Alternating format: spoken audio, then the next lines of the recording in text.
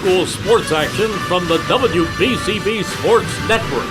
Catch the best games from Bucks and Mercer County at WBCBSports.com and our Facebook page. Your home for high school sports is right here at WBCB 1490. The Irish of Notre Dame look for their sixth straight victory to start the season. 5-0, Notre Dame plays host with Tornadoes of Trenton Central High School here on the WBCB Sports Network. A buzzing good evening, everybody. Mike Warren alongside the Mercer County Hall of Famer Rich Fisher. Good to be with you for more Friday Night Light action here on the WBCB Sports Network. Tonight's game on WBCB is brought to you in part by Team Toyota, Notre Dame High School, Cade Motor Company, the New Jersey Education Association, the Revere Restaurant, Haldeman Ford Subaru, the Capital Health System, the Mercer County Prosecutor's Office, All Cure Spine and Sports, Hyundai of Trenton, the Trentonian, Jammer Doors and Windows, the 12th Man Touchdown Club of Mercer County, the Italian People's Bakery, all proud to bring you today's coverage here on WBCB, as well as the Capital Area YMCA. A great turnout on hand, fans still filing in here at Notre Dame High School. Senior night for the Irish as they have 5 straight victories to start the season. And as we welcome in the Mercer County Hall of Famer Rich Fisher into the Trentonian pregame festivities. Fish, this Irish team, they've done it offensively. Last week, they did it defensively. A great win against Robbinsville as they dominated in that victory. A nice game for the defense, allowing just 6 points. And the Italian People's Bakery player of the game, Liam Kilcommon, said to us in the interview afterwards that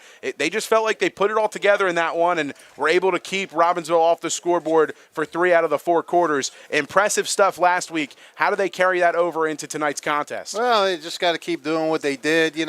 I talked to a few of those guys after the game, and they said that they pretty much, they weren't coming together as a defense. They were, they were all kind of doing their own thing, and they weren't, doing it as a team should do it, and they didn't have that attitude. And I think they just got tired of giving up, a lot of touchdowns every game, and they came together and they know what they had to do. And Robbinsville doesn't have a bad offense, so they did a nice job on those guys, and they knew who they had to stop, and that's kind of what it's going to be like tonight too. They know who they have to stop. Keyshawn Worthen. I mean, Trenton's trying to come in there. They're trying to snap a 3-game losing streak to the Irish, as you mentioned earlier. Trenton's last win came in 2020, and Trenton, after a winless season last year, Trenton got off to a pretty good start. They won their first 2 games, or 2 of their first 3, I'm sorry. The second one was kind of a weird game where they were playing Hamilton West, and then the game got suspended around halftime because thunder and lightning, and then they came back to win it. But then the last 2 games, they lost a 12-7 decision to Nottingham, and they played pretty good in that, but they allowed a long, late touchdown pass. And then last week they got blanked by Pennsauken 28-0. So one thing you hope with Trenton is that they don't, if you're a Trenton fan, you hope that they don't start getting that feeling like, here we go again, we're not going to win. We got to, because when you're 2-1, you have a little bit of confidence. Then you lose a tough, close game to a Nottingham team, and then you're like, and then you get shut out 28-0 to Pennsauken. So, you got to keep the confidence. And much like last week when they had Luke Hanniskin, the Robbinsville quarterback that the Irish they did a good job on him. I mean, he got his yards, but they didn't let him go crazy. They limited his damage. And Worthen will do a lot of running with the ball. Worthen is the man. We don't have stats for Trenton. There's only a couple of games got posted on NJ.com, but I would say that Trenton's going to watch out for Worthen doing the running. Some of his plays are called. A lot of them are just him trying to pass and then running around trying to get away.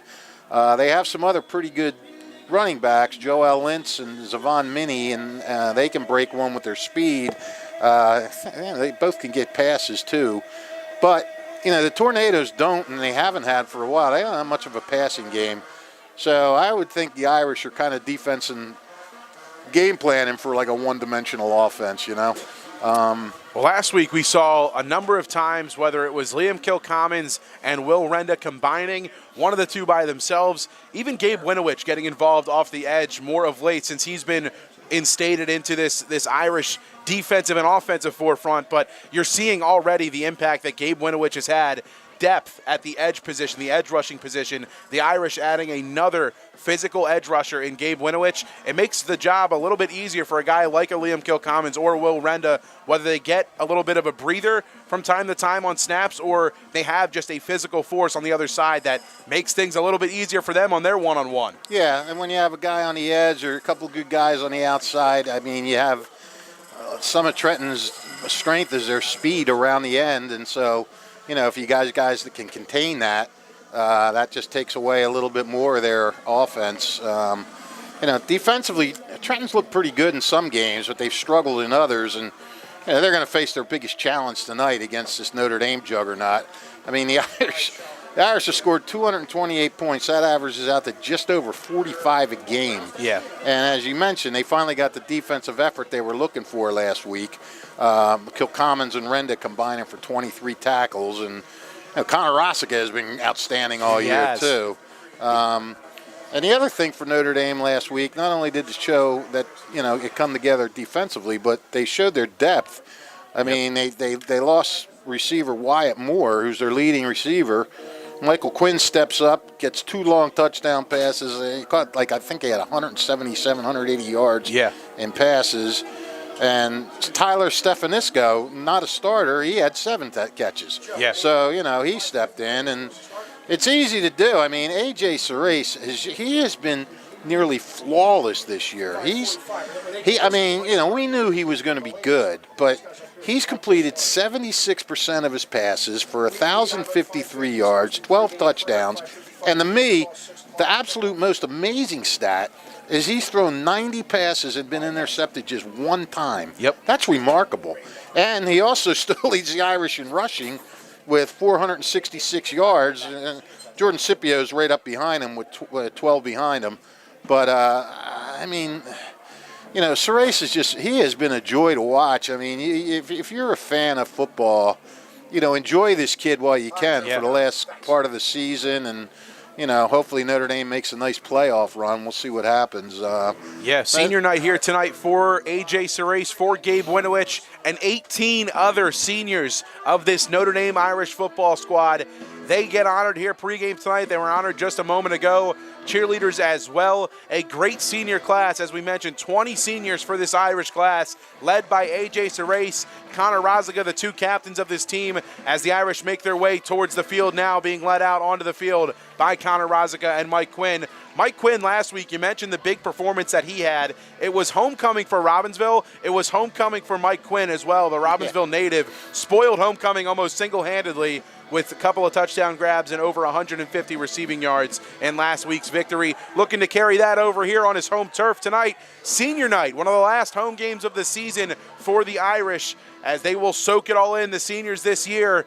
A class that has been together for quite some time. A lot of these guys have been starters since their sophomore season, one of them being A.J. Serace, the quarterback, who in that 20-7 loss back in 2020 saw some reps under center. You got to think there is a little bit of that thought still in his mind every time that he goes up against Trenton. You want to avenge that one loss. And the Irish take the field here tonight on senior night. The hooligans out in full force.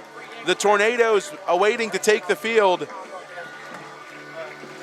As they make their way out onto the field, the Tornadoes at 2-3, the Irish at 5-0, looking for 6 straight wins to start the season here on senior night on their home turf. Moments away from honoring America, Friday Night Lights between the Trenton Central Tornadoes and the home Irish of Notre Dame is next here on the WBCB Sports Network. Don't go anywhere.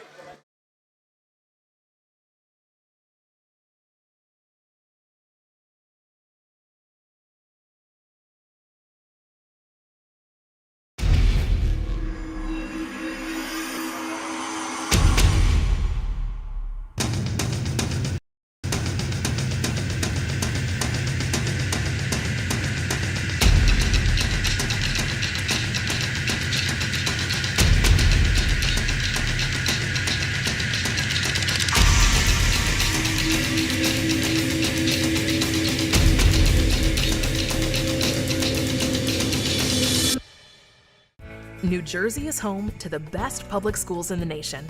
And that didn't happen by accident. It's the result of parents, educators, and communities working together year after year to give our students a world-class education, no matter the challenge. Because parents and educators know that with a shared commitment to our public schools, our children can learn, grow, and thrive. And together, we can keep New Jersey's public schools the best in the nation. My name's Dr. Victor Alfieri. I'm the owner here at All Cure Spine and Sports Medicine, where we have 3 convenient locations in New Jersey, in Hamilton, Somerset, and Monroe. Here we offer 3 different services and take a multidisciplinary approach. We offer physical therapy, chiropractic, and acupuncture services. We have 3 different doctors working under one roof, collaborating together in order to customize a treatment plan catered to what your goals are in order to help you improve your pain and function.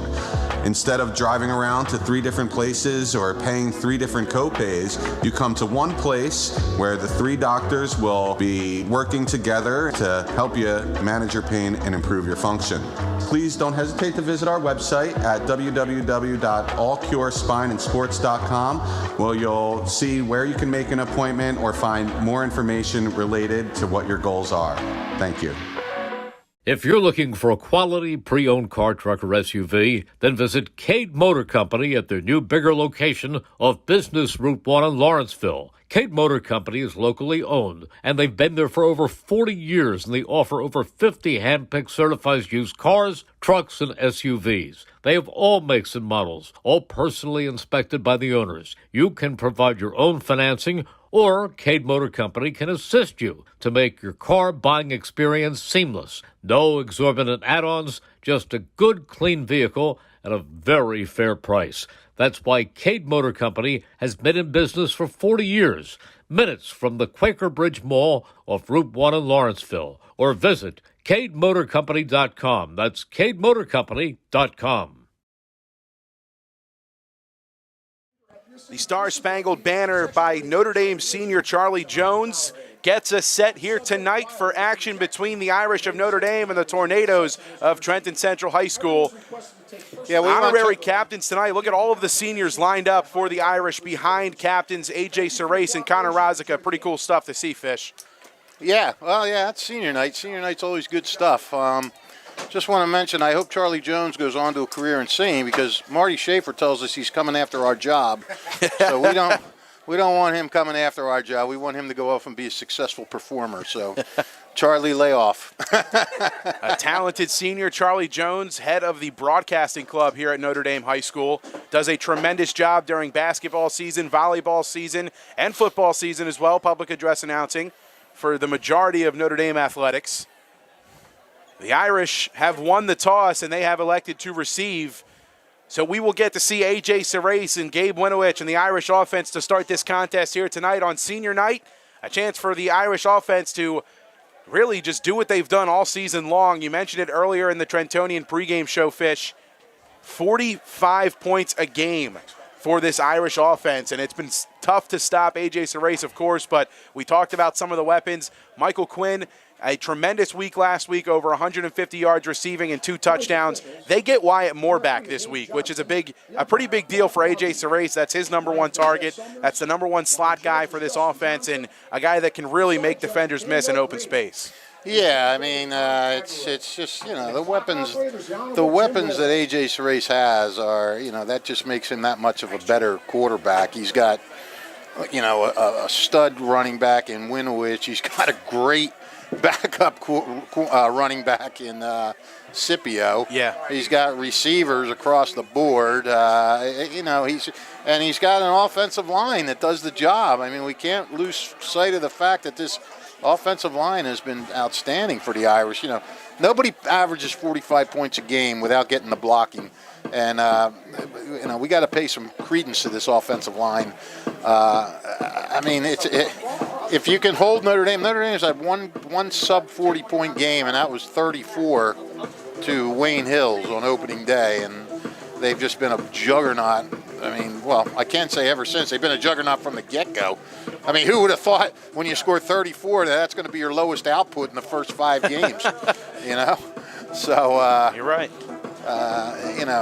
But Looks like it'll be Elmer Godoy to kick things off for the Tornadoes. Back to receive Tyreek Bryant and Karan Woods for the Irish.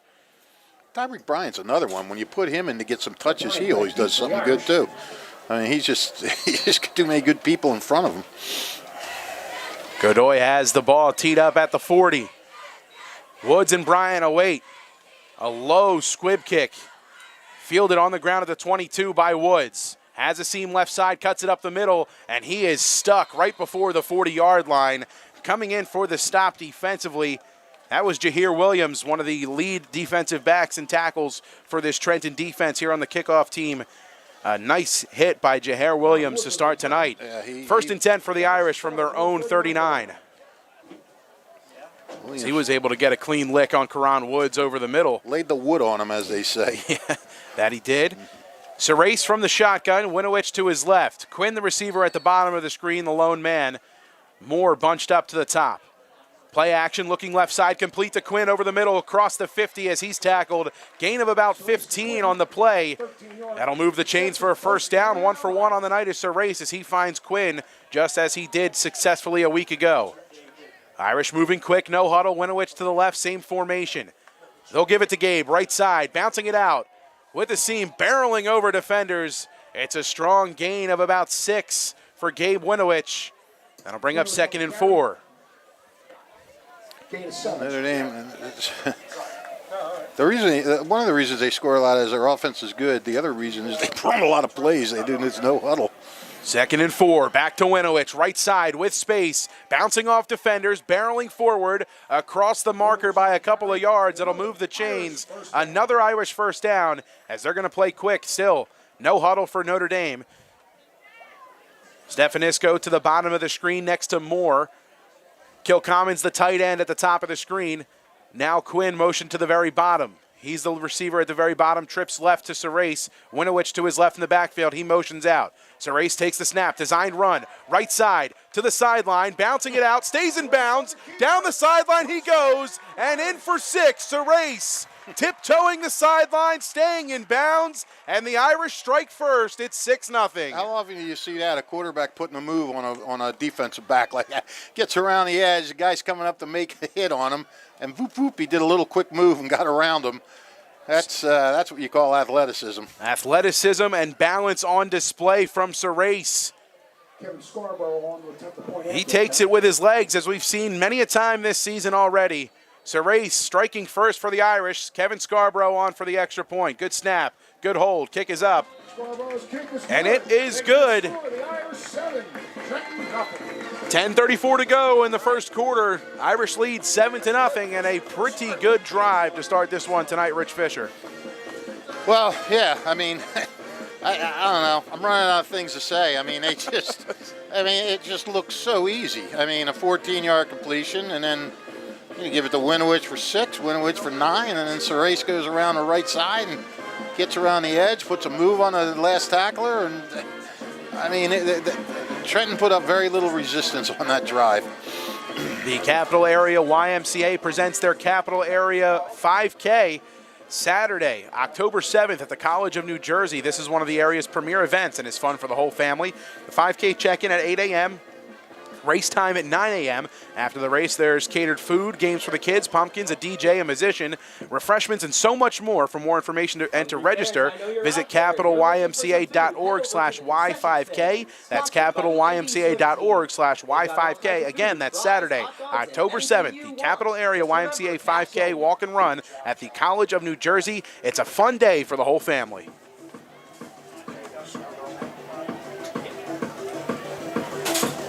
Scarborough tees up the football at the 40. Back to receive for the Tornadoes, Janlin Pena. Javion Parker, I believe, the other man back there. Correction, Sabri Melvin. Fielded inside the 20, bouncing off defenders and tackled down around the 30. Strong return for the Tornadoes. You know what? When you're playing against Notre Dame, you know, sometimes we said that last week, you got to play out of the box a little bit. Sometimes special teams can make, I mean, maybe try to win a game on special teams. Try to come up with some plays, and because you're not gonna go straight ahead against Notre Dame and beat them. You got to do some different things and things like that. Tornadoes set up shop on their own 31-yard line. 1st and 10. Keyshawn Worthen leading the offense under center. His back is behind him. I believe his back is Worthen is the back in the backfield. Jaden Ferrier, the quarterback under center, and a false start against the Tornadoes. That'll set him back 5 yards, 1st and 15. Well, Trenton really doesn't need that. Pre-snap penalties. It's going to be hard enough. Pre-snap penalties, that'll plague a drive. Oh, yeah. So under center, Jaden Ferrier. Worthen in the backfield. They'll give it left side. This is Worthen with a seam, bouncing off defenders, has the sideline, turning it up at the 50, 45, shoved out of bounds as he heads into Notre Dame territory. A large run from Keyshawn Worthen moves the chains and gets the Tornadoes into Irish territory. Well, interesting. It's the third time I've seen Trenton this year. I have not seen Worthen as a running back. He's been taking the snaps. Let's see if that's a steady thing here or if that was just one play, or let's see how that goes. Jaden Ferrier remaining under center, the junior quarterback. Okay. Worthen in the backfield. Offset I formation. Ferrier, the long count, takes the snap, run right side up the middle with Worthen. He's met by a handful of Irish defenders. Will Renda, Cam Bailey in on the stop. Gain of about 4, brings up 2nd and 6. 2nd and 6. Under 10 minutes to go, first quarter. Irish leading 7-0. Ground attack working so far for the Tornadoes after a 1st and 15 on a false start. Worthen moves the chains with a run of over 25 yards. Offset I formation. They'll go back to Worthen right side with a seam. Stiff arm at the 30 to the 25-20. Sideline, Andy Zigblow, the man to beat. He trips him up out of bounds. Another big gain from Keyshawn Worthen.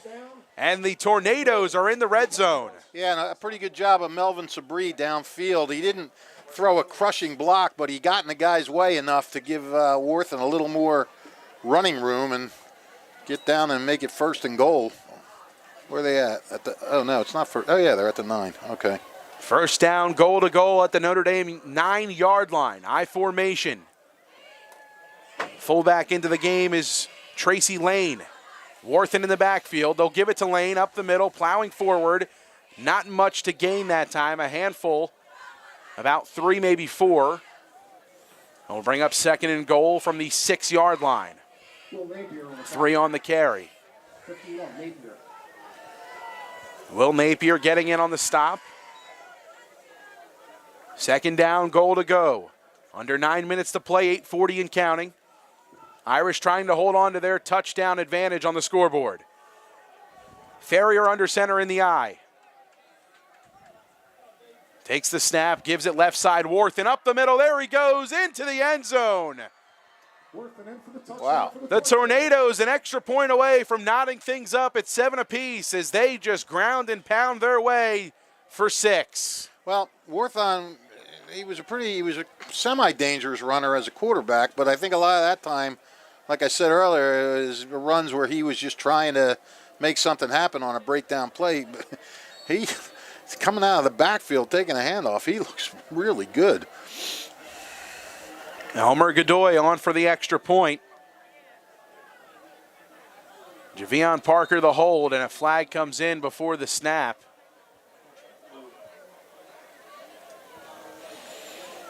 Encroachment against Notre Dame. So we'll see how the Tornadoes want to handle this one. They'll get half the distance to the goal. Maybe they might go for 2 here, try to take an early lead. It looks like the extra point team's going to stay on the field for now, and that will be the strategy that remains for Chris Franco's Tornadoes. Surprising. Trenton's a team that traditionally goes for 2, although they do finally have a kicker for the first time in a while. Godoy on for the extra point. Snap good, hold good, kick is up. And it is good. 8:23 to go in the first quarter. The Tornadoes knot things up at 7 apiece. As we mentioned, they just used the ground game to their advantage, running right between the tackles for the majority of that drive, Rich Fisher. And finding pay dirt. We got ourselves a ball game here in the first quarter. Yeah, that big long, that 34-yarder, that was a draw play where I think that kind of caught Notre Dame napping a little bit and let him get into that secondary level. That was impressive. I mean, I don't know if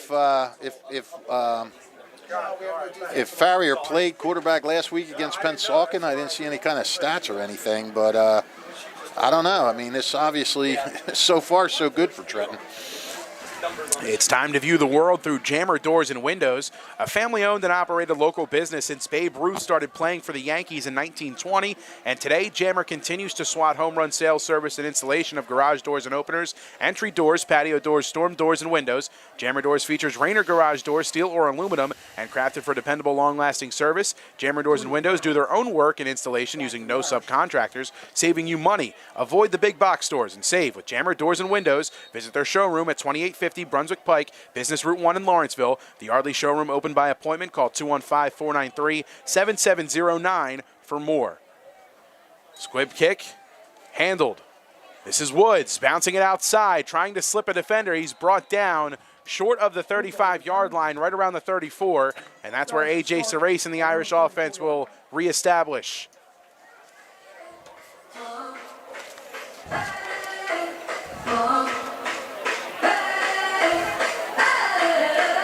First and 10 for the Irish on their own 34.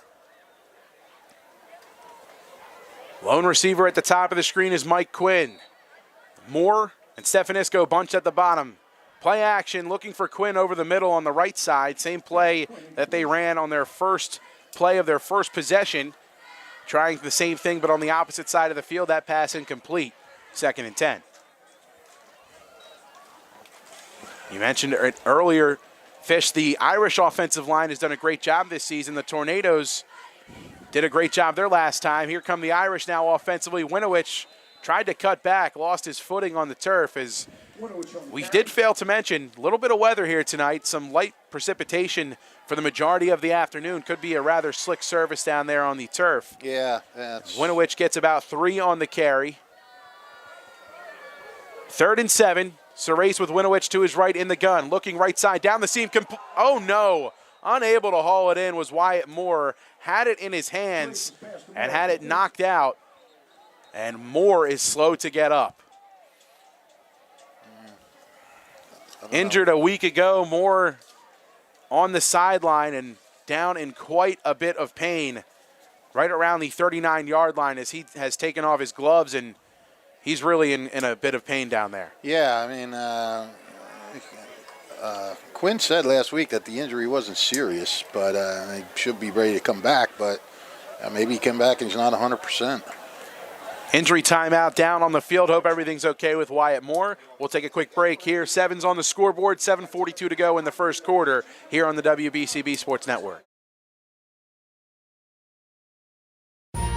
Capital Health's primary care network continues to grow, bringing its extensive option of locations to your neighborhood. Whether you're scheduling a wellness checkup or not feeling well, advanced medicine starts with a Capital Health primary care doctor at locations near you in Mercer, Bucks, and Burlington counties. To find a Capital Health primary care location that's convenient for you, visit capitalmedicalgroup.org. That's capitalmedicalgroup.org. Hi, this is Mercer County Prosecutor Angelo Honorfree, and I hope you're enjoying today's game. I'd like to commend today's students for participating in today's event. Being a part of extracurricular activities, whether it's an athletic event, marching in the band, or performing in the school play, or being on the debate team, is good for today's youth. And parents, stay involved in your children's activities and encourage them. An involved parent nurtures your children to accomplish great things. I'm proud to support the youth of Mercer County. This is Angelo Honorfree, your Mercer County Prosecutor, and I hope you enjoyed today's game. Hi, Merrill Reese reminding you to come back home to traditional Italian cuisine at the Revere Restaurant, 802 River Road in Ewing Township. You'll always feel welcome at the Revere. It's like stepping back in time where you'll feel like you're dining in South Philly or New York's Little Italy. Start your meal with complimentary Hoboken bread. Choose from a menu featuring fresh seafood dishes, succulent steaks and chops, or homemade pasta dishes. You can even eat at the bar. The Revere is open 7 days for lunch and dinner. Private room available for special affairs, plus catering. For reservations, call 609-882-6365. That's 609-882-6365. Come home to traditional Italian cuisine. The Revere Restaurant, 802 River Road, Ewing Township. This is Merrill Reese reminding you that Magliazzo pins the Tornadoes down on their own 15-yard line as he flips the field. And we'll get to see the Tornado offense. Wyatt Moore up and limping over to the sideline as he's still getting attended to by the Notre Dame medical staff. He's on the trainer's table down there on the sideline. Hopefully he's okay. We'll try to have an update for you if we can as this one unfolds. First down and 10 for the Tornadoes from their own 15 as Keyshawn Worthen and the offense come back out after a successful drive on the ground, looking to duplicate that this time around. How about Tommy Magliazzo? He is banging the heck out of that ball. Had a great punting game last week and comes up today with a 48-yarder to start tonight. Irish with a 4-down front to start defensively. Ferrier gives it left side. Not much room this time for Worthen as he's swallowed up by Will Napier and company. Razika in on the stop as well. Second down and 9, getting just one that time was Worthen. Well, it's a game of adjustments. Let's see if Notre Dame saw something in that first possession that they knew they could correct. Maybe they saw something that Trenton was doing, or maybe that was just a good play. I don't know. We'll see. Winowich and Kilcommons, the defensive ends for the Irish. Offset I formation. Play action, bootleg right side. This is Ferrier on the keeper. He's brought down by Razika in the backfield. A big-time stop by the middle linebacker, Connor Razika. The senior gets his nose in on the action. Yep. Third down and long for the Tornadoes. That was just great pursuit by Razika. A design quarterback run for Jaden Ferrier. Didn't have much room to work as Razika had that one read like a book. I formation for the Tornadoes. Third down, 9 to go. Ferrier under center. Play action, looking right side, letting it go deep downfield. Has a man just over the head and a little out far in front. Sabri Melvin had a step on the Irish defense, but the throw from Ferrier just a little too far out in front, as that one would have been off to the races for the Tornadoes on third and long. Absolutely. Now they'll have to bring out the punt team. I don't know how long Ferrier's been working with these guys and everything like that, and timing and all that, but that was a nice looking throw. That was a good throw. Yeah, it had a nice spiral, and I mean, Sabri got open. He did what he had to do, just overthrown, and Notre Dame dodged a little bit of a bullet there. We've seen some intriguing stuff to start from this Trenton offense that has the remnants of them being up to the task tonight for this Irish team. Looks better than the last two times I've seen him. Sabri Melvin will punt this one away for the Tornadoes. Low snap handled, a high fly punt. Bounces around the 40-yard line in Trenton territory. Takes a Tornado bounce, but not a healthy one, as it will be marked down at the 44-yard line. Kind of a lateral roll. First and 10, the Irish will start in Tornado territory. 7's on the scoreboard, 5:46 to go here in the first quarter. We'll see what A.J. Serace and Sean Clancy's offense has in store this time around. So you talk about flipping the field, and that whole, Magliazzo's punt was 48 yards. This one was just 28, so Notre Dame gains 20 yards on the punting game. Play action. Serace loses his feet, flips it downfield, has a man, it's Stefanisco at the 10-5, touchdown Irish. A.J. Serace, the Tornadoes thought they had him in his grasp. He looked downfield and found Tyler Stefanisco all alone for 6. I can't believe that. He looked like, I couldn't tell if that was a run. I guess it was a design run. And then when they had him, there was Stefanisco, nobody. Fish, talk about a run-pass option. Yeah, exactly. That one, He made quite right the option. drag from Serace. He drug it out as far as he could on the fake carry to Jordan Scipio as the extra point off the foot of Scarborough is good. 14-7 Irish lead, 5:33 to go. A one-play drive for the Irish. Back-to-back weeks with one-play drives for this offense. Wait a minute, you think that was a designed run pass? It looked to me like he was. It looked to me like he thought he was going to go down. Right. It seemed like it was a read option. AJ saw the edge collapsed. Knew that he had to either beat that end, and there wasn't much of a seam for Scipio either. But that receiver in Tyler Stefanisco getting free down the sideline, he's just doing his 1% and running that option route, and sure thing enough, he wasn't accounted for. See, I don't know. I thought that might have just been a straight Serace run, but it could have been the option. I mean, it always could be the option. Sure. Yeah. I'm just wondering, I mean, we've seen Serace just take off on those runs. And the only reason I say that it was that route was designed was because Stefanisco was the only one that ran the route, and typically run pass option plays, you have one or two options to get rid of the football, especially, or to give the football to if you're going to pass it, especially at the high school level. And Stefanisco, the lone receiver on that side of the field, seemed like a natural just curl route he ran. Well, was just waiting for the football. Trenton certainly thought it was a design run because they all went after him. This one will stay in on the 5-yard line along the sideline of Notre Dame. And a swarm of the Irish kickoff coverage team gets there. Anthony Kelly in on the stop. Andy Zigbo in on the stop as well. On the return, Janlin Pena for the Tornadoes. A great coverage from the kickoff team of Notre Dame. First down, 10 to go. The Tornadoes right around their own 15. Yeah, I mentioned it. Trenton might want to try to do something on special teams, but Notre Dame is having the better of the special teams play.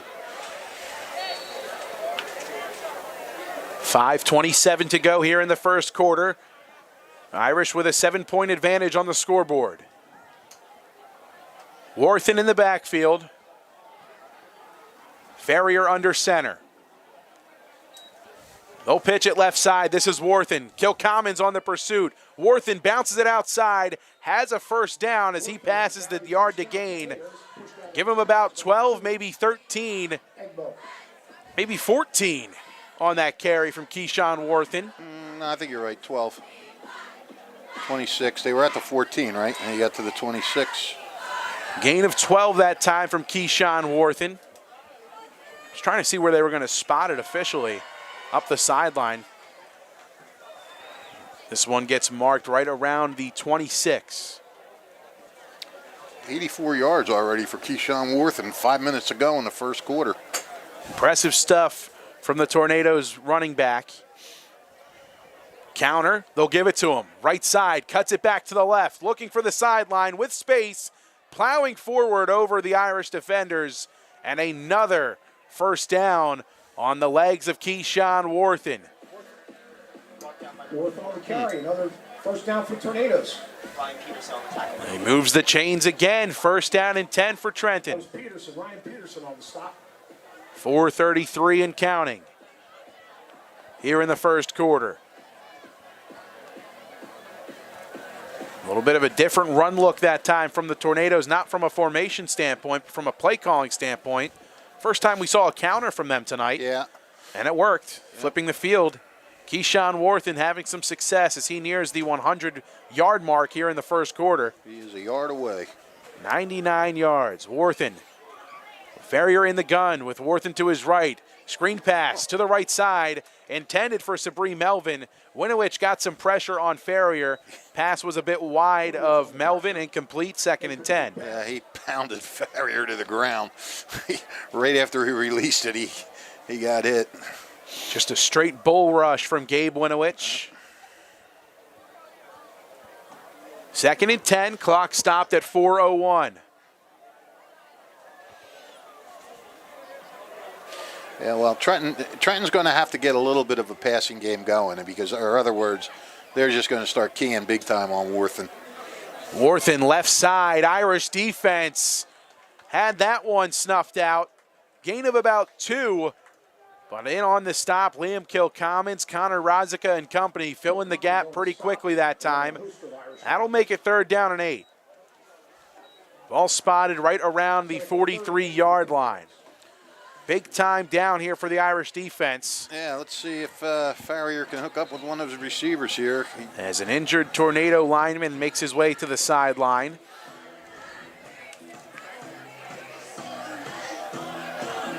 Looks like that's Steven Gonzalez heading over to the sideline for the Tornadoes as he's a little shaken up after that one. Being told that for Wyatt Moore, it's a shin injury down there on the field, and yeah, he's still being still looked on at. the sideline getting looked at. Looks like he's got some ice on that right leg. Poor Wyatt. 3rd down. Having a run of bad luck. That indeed. Hopefully Wyatt will be all right. Not sure if he'll be able to return to this one. 3rd down and 8. Tornadoes on their own 43. Farrier, play action, drops back, looking right side, complete. This is Damon Jennings on the catch, and he's brought down well short of the yard to gain. Give him about 2 on the completion from Farrier to Jennings, as that's going to bring up 4th and about 6. As Renda able to stick Jennings up after the completion. Will Redden, 42. That's not going to get it done if you're Trenton. Jennings, 6 feet 7 inches, 245 pounds on the quick out route that time. Just not enough to get the 1st down to gain. 4th and 6.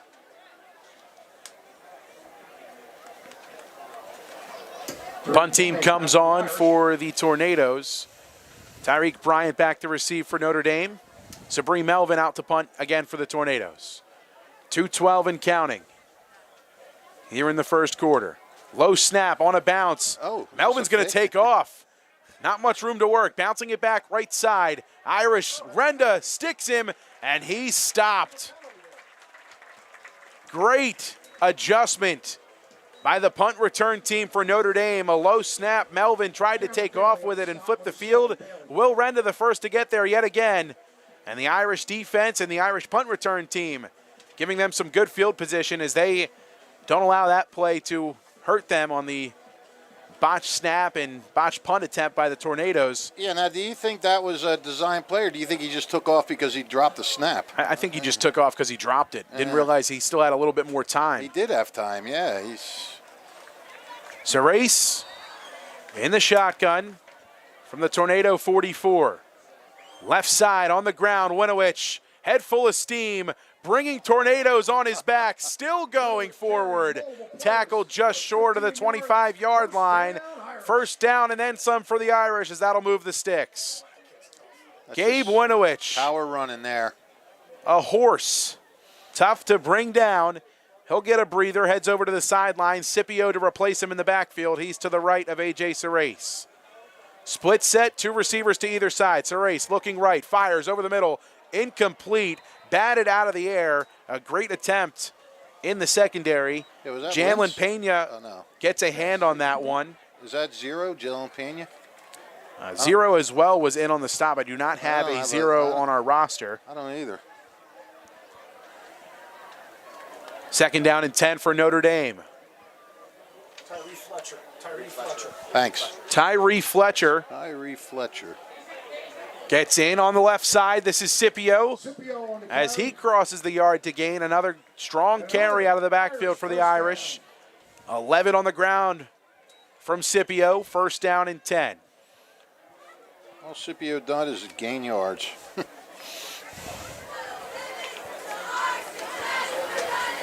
Irish continuing with the tempo. Split receiver set.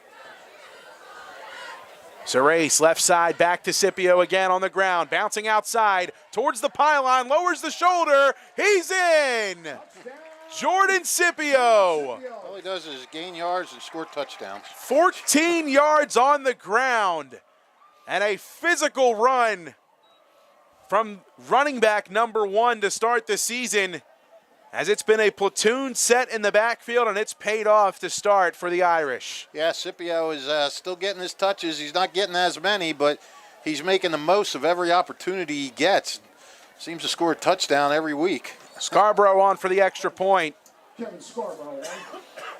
Good snap, good hold. Scarborough's kick Scarborough's kick is good. splits the uprights. 50 seconds remaining in quarter number 1. Irish with a 2-touchdown advantage on the scoreboard Tornadoes.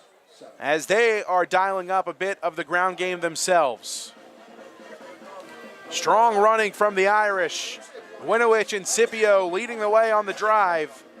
And don't forget, the Mercer County 12th Man Touchdown Club Impact Performers coming up on October 4th at Massimo's Restaurant, 1035 Washington Boulevard in Robbinsville, New Jersey at 7 o'clock. The Touchdown Club proud to recognize those players who have had a significant impact on their team's performance through the first half of the season. Touchdown Club will pay for 2 players per school at Massimo's Restaurant, 1035 Washington Boulevard in Robbinsville, New Jersey. The event starts at 7 o'clock on October 4th. And don't forget, if you miss any of today's action, you can read all about it in tomorrow's edition of the Trentonian. For your complete local and national news 7 days a week, it's the Trentonian or online at Trentonian.com. The only newspaper serving Bucks, Burlington, and Mercer County 7 days a week, it's the Trentonian. Notre Dame Color Run is October 1st, this Sunday. 21-7, Irish lead here on senior night. Scarborough tees up the football at the 40. It's $25 for admission. Make sure to stop by. Pena and Melvin back to receive. Kevin Scarborough to kick for the Irish. Keyshawn Worthen back as well. A low line drive kick. Takes a bounce short of the 25. Fielded by Melvin. Taking it towards his own sideline. Turning it up at the 40. Bouncing it back around the 45. Still on his feet across the 45. Near the 50. Tackle just short. Strong return by Sabri Melvin. And the Tornadoes with some good field position to start as they're right near midfield. Ball spotted at their own 47. Melvin trying to make up for that, taking off on the punt and not getting anywhere. Was a Did a strong nice job return there. for him that time around. Absolutely. So 1st and 10 for Trenton. They trail 21-7. 36 seconds remaining here in the first quarter. Looks like the I formation to start for the Tornadoes.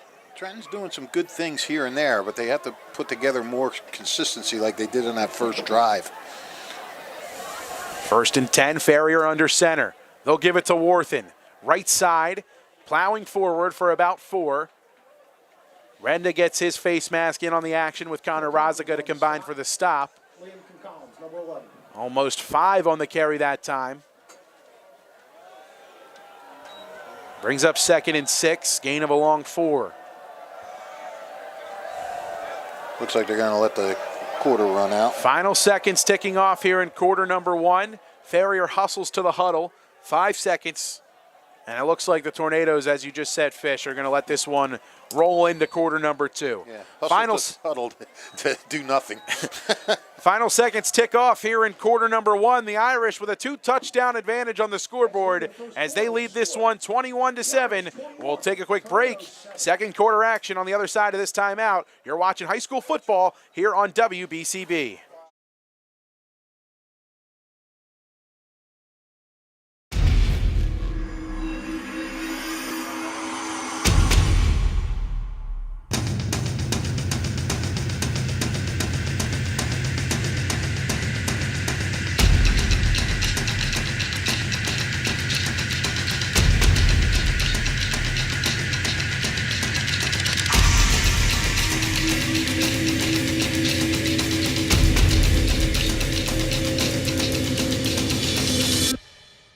This is Merrill Reese reminding you that Haldeman Ford Subaru on Route 33 in Hamilton Township is more than just a great place to purchase a new Ford, Subaru, or pre-owned car or truck. Their collision and service centers services all makes and models and specializes in fleet service. Haldeman's Collision Center is renowned for their work. It's a state-of-the-art facility, all insurance accepted, free estimates and loaner cars available, and one of the friendliest staffs around. From small dents to major repairs on any make or model, it's Haldeman Ford Subaru Collision Center, Route 33 in Hamilton Township. They're good!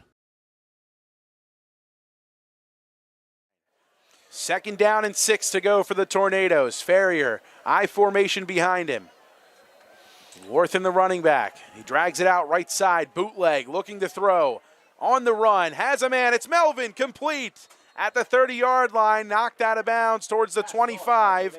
That's well enough to move the chains as a nice throw from Ferrier to Melvin on the run. Moves the sticks. 1st and 10 for the Tornadoes as they creep deeper into Notre Dame territory. And that has to be good for Ferrier's confidence to get a nice downfield completion like that. 1st and 10 from the Notre Dame 26. Ferrier with Warthen in the backfield. Tracy Lane to the left. Pitch, left side to Warthen. Cuts it back towards the middle. But Will Renda and Cam Bailey, Connor Rozika and company combining for the stop. Gain of about 2. 2nd down and 8.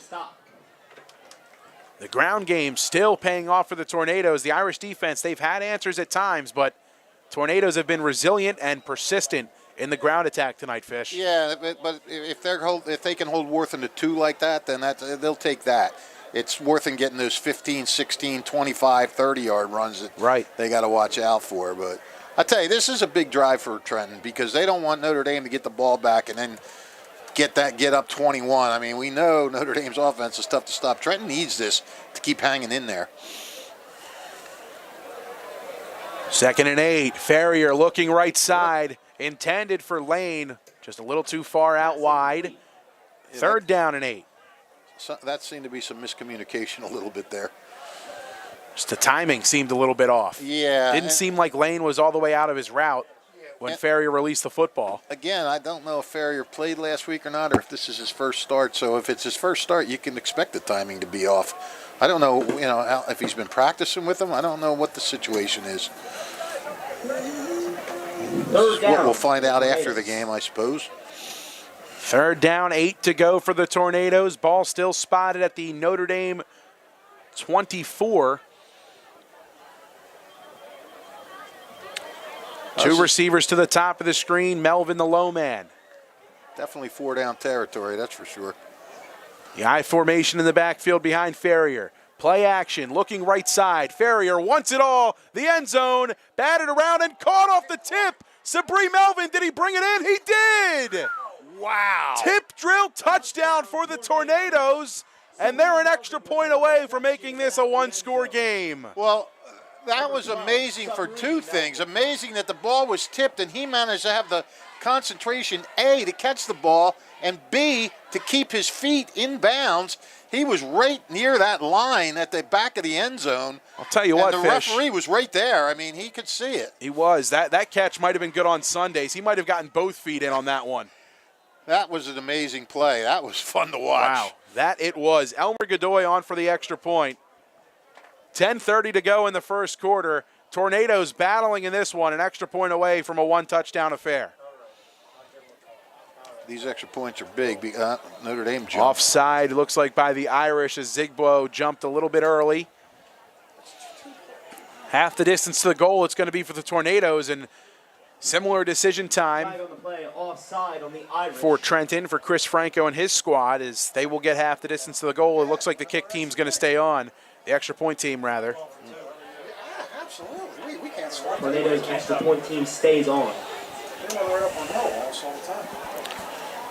Godoy stays on for the extra point attempt, a bit closer this time around. Consensus up here in the press box for many people seem to be, why aren't you going for 2 with Warthen from a yard away? But you do what you do. Good snap. No, bobbled. And the pressure brought by Zigbo. He blows him up right in the backfield.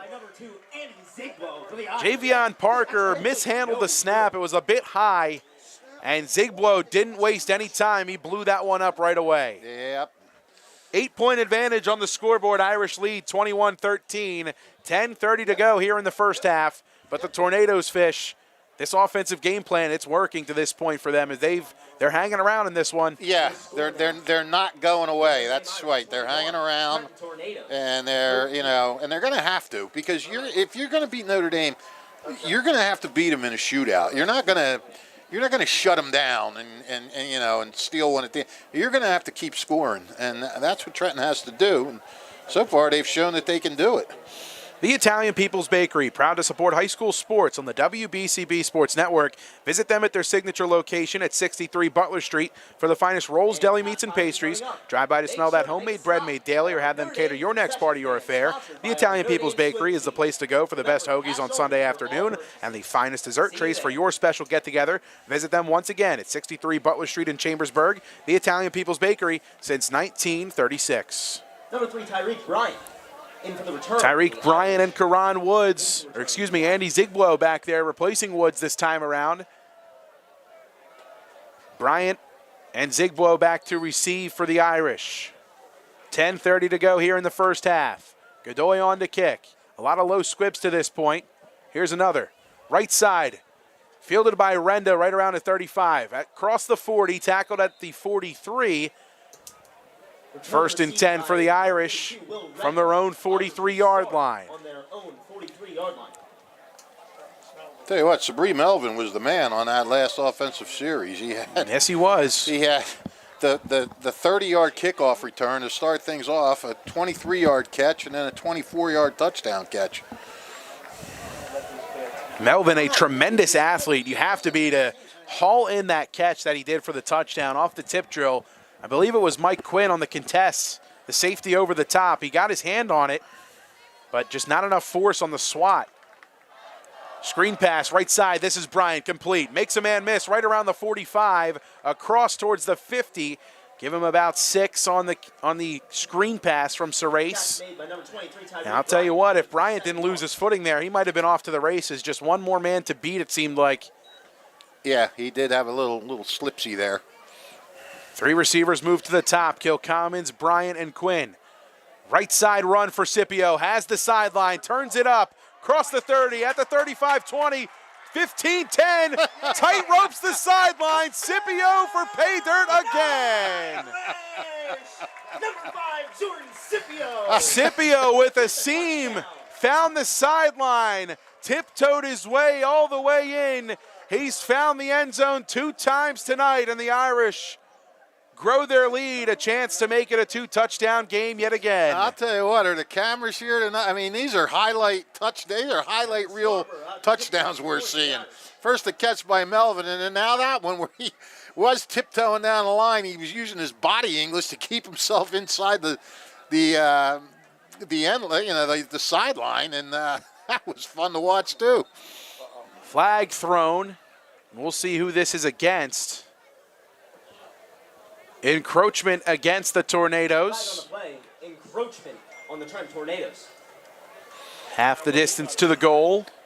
And looks like Sean Clancy is going to want to go for 2. He held up the horns. He's going to send the offense out there on the field. Yeah, I don't blame him. Still surprised Trenton didn't do that. A 2-point conversion. So here comes the offensive line and a couple of the skill players out onto the field for the Irish, as they will go for 2. After the encroachment penalty against the Tornadoes, half the distance to the goal, ball spotted at the 1-yard line. 27-13. The Irish looking for 2. Winowich to the right of Serace in the gun. 2 receivers to the top, 1 at the bottom. Kilcommons, the tight end, to the right. Serace motions Winowich to his left. And a flag. Before the play can get started. And a false start against the Irish, so maybe the kick team comes back out on it, and yes, they will. Revolving door out there. Well,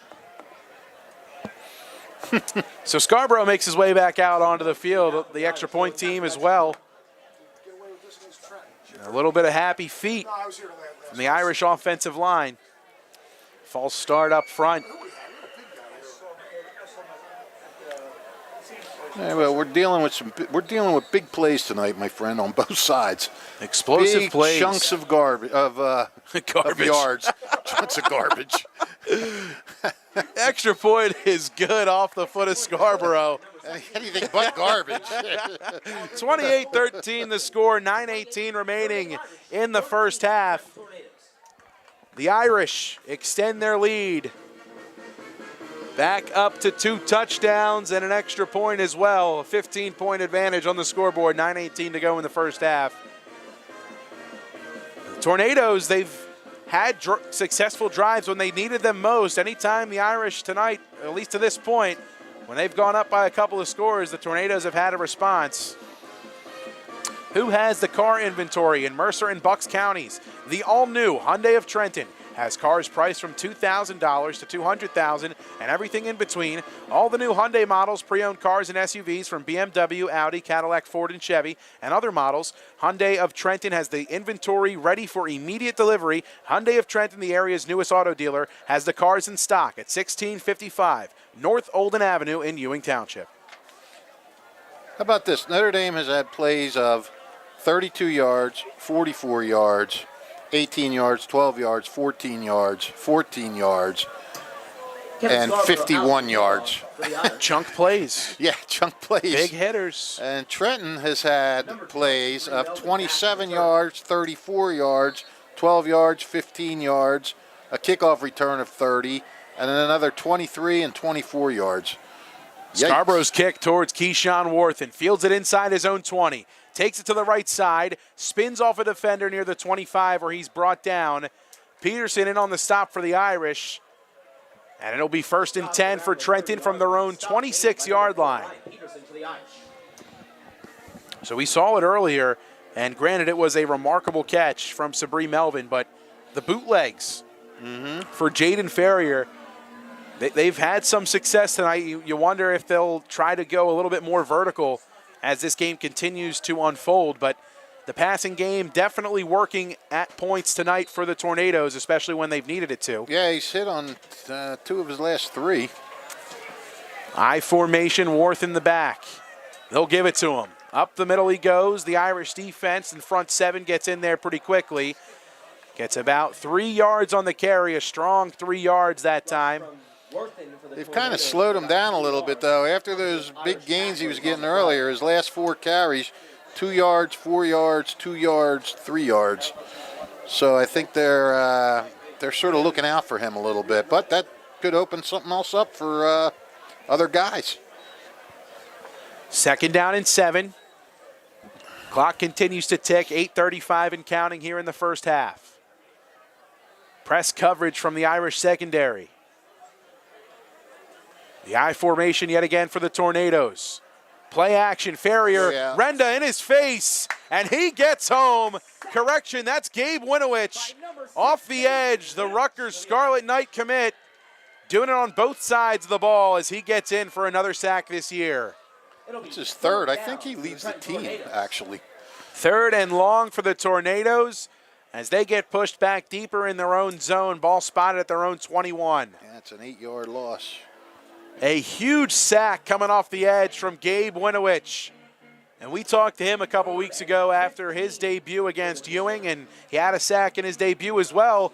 Asked him what he felt his role was on the defensive side of the ball, and he said, just be physical, blow things up. Yeah. He did that there, Rich Fisher. Yeah, he likes to play defense. He said he was excited to be able to play defense.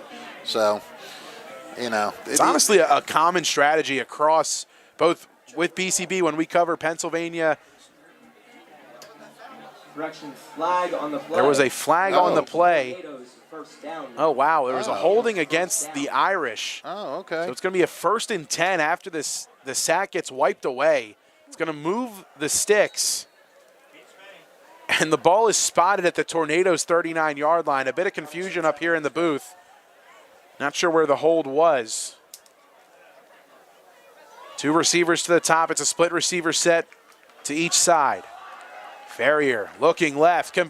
Pass intended for Sabri Melvin just through his hands. As that one falls incomplete. Ferrier's helmet gets knocked off in the process, so he's going to have to come out for a play. Wasn't ripped off on a face mask penalty, so he will have to come off the field. 2nd and 10. Clock stops at 7:17 to go here in quarter number 2. Well, when you're playing Notre Dame, if you get breaks, you have to take advantage of the breaks. Trenton got a break there, and you know you gotta take advantage of these because you're not going to get a lot of them. 2nd down and 10 to go for Trenton. Tracy Lane, the back to the left of Keyshawn Worthen. Worthen Design run, right side with space. Up the sideline he goes. He's close to that first down marker. We'll see where they mark him out of bounds. He's going to be right at that marker. Rushed by number 2, Keyshawn Worthen for the Tornadoes. A flag in the backfield, a couple of flags in the backfield. That could only mean one thing. And another flag gets thrown late by the official closest to us here in the broadcast booth. 3 flags down on the field on one play. That could mean anything. Well, they're marking it off. I mean, they're not marking it off. They're moving the sticks. And we'll see what the ruling is. Personal foul against the Irish defense. And a personal foul against Trenton as well, offsetting penalties. First down and 10 for the Tornadoes. Ball spotted at their own 49. 7:07 to go here in the first half. 28-13 the score, Irish on top. Tornadoes driving, trying to get into Notre Dame territory. Worthen stays at quarterback. Takes the snap, design run left side, cuts it back towards the middle. A strong run as he's bodied down in Notre Dame territory, short of the 45, right around the 47. Short of the first down on the run. Stop made by number 7, Cameron Bailey for the Irish. And some confusion down there for the Irish defense. Some guys down on the line talking to each other, trying to key up their assignments here on this ground attack from the Tornadoes. 2nd and 6 for Trenton.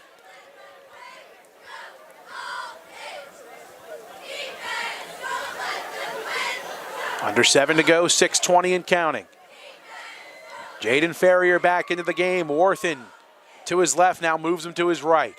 Split receiver set. 2nd down snap taken, looking left side. A high pass towards the Notre Dame sideline, well incomplete. Intended receiver was Zavon Minnie, but that one just a little over his head. Yeah. I think you had to be a 7-footer to get that one. Clock stops, 6:03. 3rd down, 6 to go. As the Hooligans hit the jump around here from Notre Dame High School, the crowd starting to get into it a bit. Irish leading by 15. Trying to put their foot down here to close half number 1. Trying to get their offense, the football back. A big 3rd down looming here for the Tornadoes, trying to keep their drive alive. Charlie Jones rocking it back there. I saw his reflection in the window. Sabri Melvin in the slot at the bottom of the screen. Ferrier with Worthen to his right. Looking, screen pass, complete to Worthen. Across the 45 towards the marker to gain. And that one's going to be close again. We'll see where they spot that one. He went out of bounds a couple of yards short. 4th down and a long 2 for the Tornadoes. It looks like the offense is going to stay on the field for the time being. See, and you know what? They should probably do a little more of that. I mean, if they're going to key a little bit now on Worthen, get him the ball different ways. Get him the ball where he can do something in space. It's 4th down. 4th down, 2 to go. 4th and 2 for the Tornadoes. Biggest play of the night for either of these teams to this point. Tornadoes trying to keep the drive alive. Ferrier under center, Worthen in the backfield, and a timeout taken on the field. Tornadoes want to talk some things over. 5:55 to go in the first half. 4th down and 2 looming for Trenton. Timeout.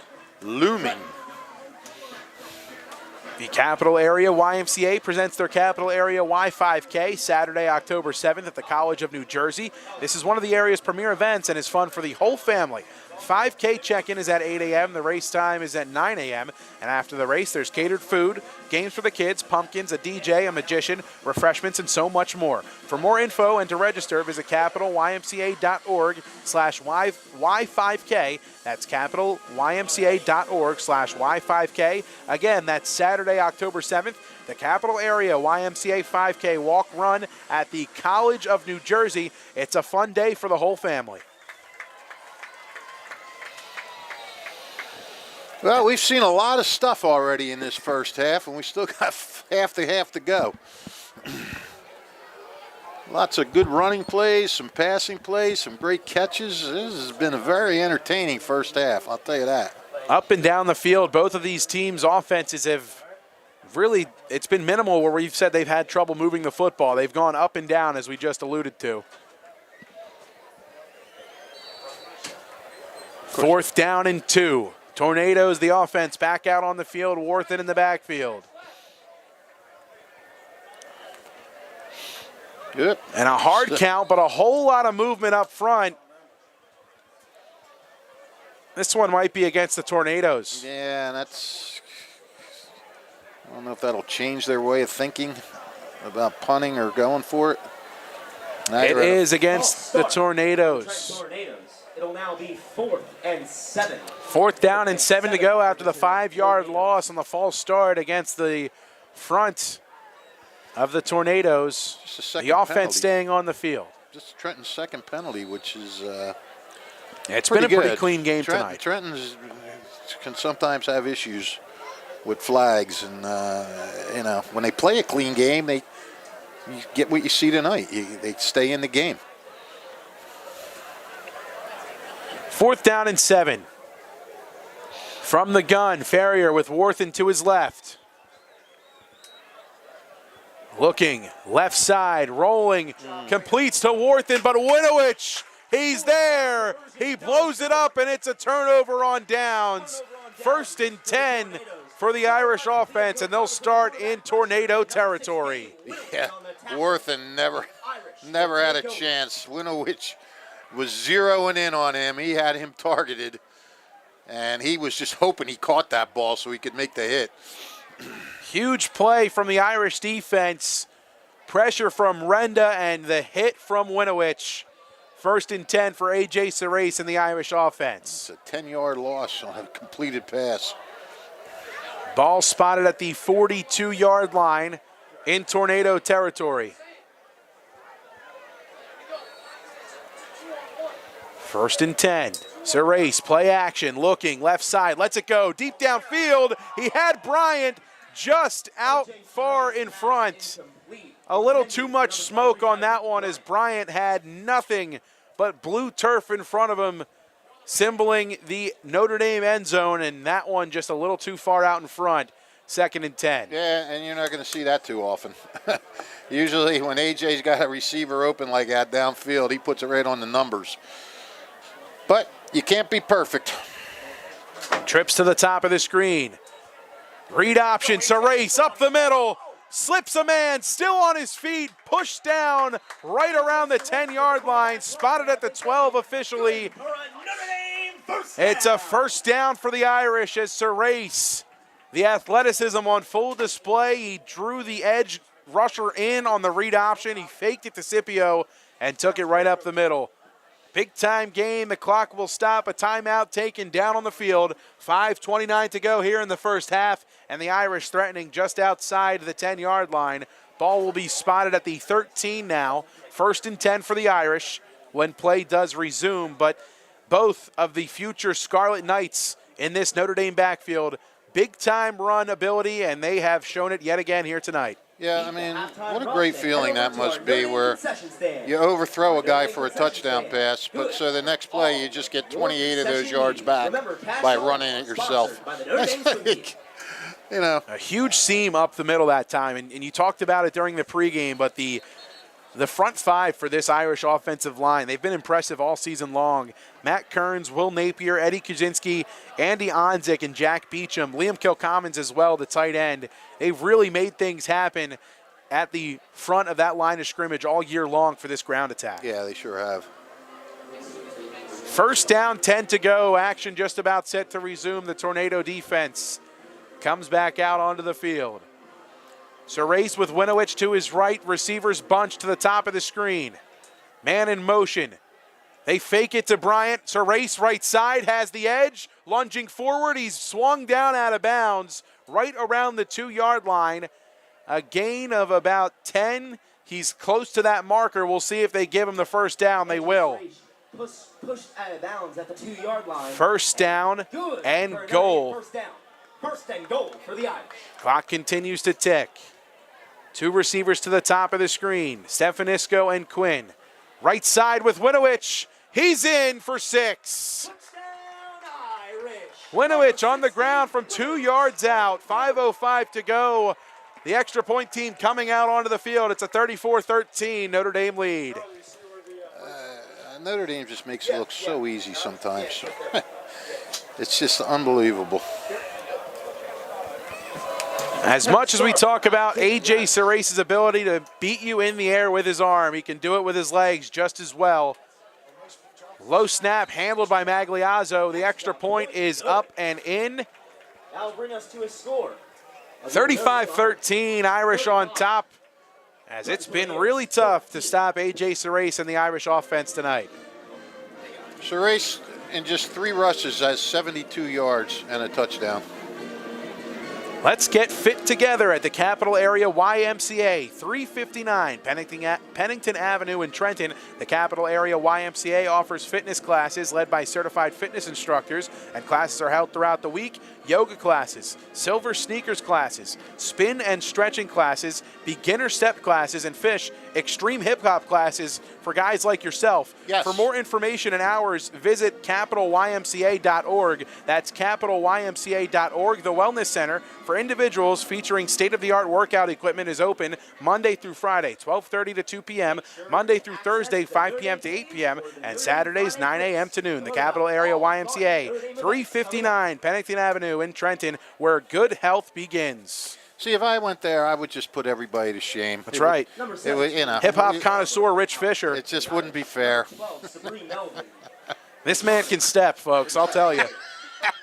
Yeah, I step in it all right. That's right. Scarborough on to boot things away. He does just that, a high kick. Fielded around the 15 in Trenton territory. Melvin, right side, slipping off defenders. This is Pena, plowing forward, churning his legs, and he's brought down finally right around his own 30-yard line. And that's where they'll spot it, right at the Trenton 30, 1st and 10 for the Tornadoes. 4:55 remaining in quarter number 3. Well, again, Trenton's got to do something now. They got to respond. I mean, they got within 21-13. Notre Dame's got the last 2 scores, and if Trenton wants to keep hanging around, they better do something now. Tornadoes 1st and 10. Jaden Ferrier, Keyshawn Worthen leading this offense to this point. Can't forget about Sabri Melvin with his remarkable tip drill touchdown catch. Largest deficit of the night for the Tornadoes. They'll need to battle back in this one. 1st and 10, Ferrier going under center, Worthen the lone back. Man in motion. That's Tracy Lane. Ferrier takes the snap, sweeping it right side, blown up, but Melvin has it on the end around with space towards the marker as Gabe Winowich blew that play up. He had Worth in red, but a great deception from Jaden Ferrier to get that ball to Sabri Melvin, and Melvin a bit slow to get up. That was a really nice play. Poor Worth, and he took a big lick for no reason. But it was good. It took Winowich away from the intended, the real ball carrier. And you can only hope Melvin is all right because he's having a heck of a game, that kid. And Melvin on the end around for about 8 as he's getting stretched out down there on the turf, maybe a bit of cramping. But Sabri Melvin, a tremendous athlete, and we talked about him getting it done through the air, but right there on the ground, just showing you the athleticism. This guy can really put his foot in the turf and make a guy miss when he needs to. Absolutely, yeah. He's got those moves and he's got that quickness.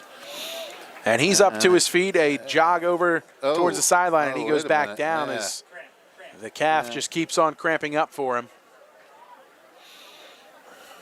We'll take a quick break here from Notre Dame High School. The Irish on top, 35-13, 4:35 remaining in quarter number 3. The Irish looking for 6 straight victories to start the season. Here from Notre Dame High School, you're watching high school football on WBCB. This is Angelo Honorfree, your Mercer County prosecutor, and I'd like to take this opportunity to wish all of our Mercer County student athletes the best of luck, and also urge parents to stay involved in your children's school activities. Extracurricular events are a great way to keep your sons and daughters focused, and it does not have to be athletics. They can be involved with the drama club, the school band, even the debate team. An involved student today has a brighter future tomorrow. This message is brought to you by the Mercer County Prosecutor's Office, and I hope you enjoyed today's game. Second and short, they'll give it to Worthen, right side, close to the yard to gain. It's enough to move the sticks. 1st and 10 for the Tornadoes. And a couple of guys slow to get up for the Tornadoes. Getting to his feet, Creighton Laws he's a little hobbly getting up. It looks like he's going to stay in the game for the time being. Ferrier gets the play from the sideline, hustles into the huddle. 1st down and 10, ball spotted on their own 40-yard line for the Tornadoes. 4 minutes and counting here in quarter number 3. Irish on top, 35-13. Ferrier, the offset eye now motions Lane to the left. Pitch, left side, this is Wharton looking for the sideline. Peterson, he's there, pushes him out of bounds. A short gain, give him 2, maybe 3. Now 4. Looked like it was a little bit shorter than that, but they gave him a couple extra as he reached for the sideline. 2nd down and 6. Trenton is hoping that it looked like Melvin was coming. No, here he comes. Yeah, Trenton wants Melvin back for this drive, that's for sure. Time and time again, when offenses have been able to beat this Notre Dame defense, it's been over the top through the seams on either side of the field. And Melvin on that touchdown catch, that was a seam route. We'll see if they can get him a look. Jordan Scipio on him, the number 1 defensive back for this Irish defense. 2nd down, 6 to go. Ferrier, counter, left side, Worthen flipping the field, back towards the middle, gets a couple. Give him 3 officially. 3rd down and a long 4. You know, these 3-yard gains, a lot of times they could kind of go for nothing. He always gets a little bit of something no matter what. It's 3rd down. Kid runs hard. He does. Big 3rd down opportunity here for the Tornadoes, trying to keep their drive alive. As we approach the 3-minute mark here in the 3rd. Melvin at the top of the screen. Another receiver to the bottom. Worthen to the right of Ferrier in the backfield. In the gun. Bobbles the snap. He falls on it, and he's down. That's a big loss on 3rd down. That'll bring up 4th and a long 8, maybe even 9. That's huge. 4th and 9 now. Yeah, that's for the huge. Tornadoes, and it looks like the punt team's going to come on. I don't think I blame him for that because, you know, you give Notre Dame the ball at the 40, you're going to be down even more. You need to get a good boot here and good coverage. Approaching the 2-minute mark here in quarter number 3, Irish punt return team comes out onto the field. Punt team for the Tornadoes is out. Worthen, the punter for this one, and isn't Melvin usually the punter? Melvin is typically the punter. Maybe that right leg, his punting maybe. leg, that's cramping up on him. Low snap, handled by Worthen, takes his time. A low line drive punt, handled by Bryant inside his 30. Towards the middle, brought down awkwardly, right towards the 40-yard line. Looked like it was right around the neck, almost near the face mask area, but avoiding it and making the stop was Nick Miles, the senior defensive back for Trenton. Yeah. 1st down and 10 for the Irish. Ball spotted right near their own 40, officially at their own 41. 1st down for the Irish from their own 1:47 to go in the 3rd quarter. Irish leading by 22. Surace in the offense. Back out onto the field. Quinn, the receiver, at the bottom of the screen. Kilcommons bunched up at the top with Stefanisco and Bryant. Bryant comes in motion. Play action. Surace looking towards the seam. There's Quinn. Complete. Across the 25. Tackled down near the 20. A big hitter over the middle from A.J. Surace to Mike Quinn. Stop me if you heard that one before. Yeah, right. Yep. Put it right on the numbers. Quinn looking cool, calm, and collected. Had a defensive back on his hip, but created just enough separation to haul that one in.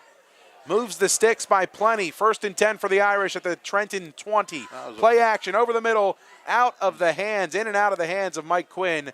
A lot of contact forced down there by the Tornado defense. Clock stops at 1:27. 40-yard completion, in case you're wondering. Another big play. A lot of big plays tonight for the Irish. They'll sweep it right side. Winowich slips a defender. He's tackled right around the 15-yard line. Give him 5 on the carry. It's 3rd down. What do you get to the 14 or the 15? 15. Looks like a 3rd and 6. 3rd down to go. Serace, play action, looking over the middle for Stefanisco. Did he bring that one in? No, he did not. Hit the turf. A sliding catch that just short of the sliding Tyler Stefanisco. Under a minute to play. Here's where you just figure, let Serace take it in on the option. 4th down, about 6 yards to go. The Irish offense looks like they're staying on the field for the time being. And a timeout taken down on the field. I'm going to make sure they get the play right. 58 seconds remaining in the quarter. Irish leading 35-13. We'll step aside with a timeout down on the field. The Irish with a big 4th down coming up on offense. We'll see if they're able to convert on the other side of this timeout. You're watching high school football on WBCB.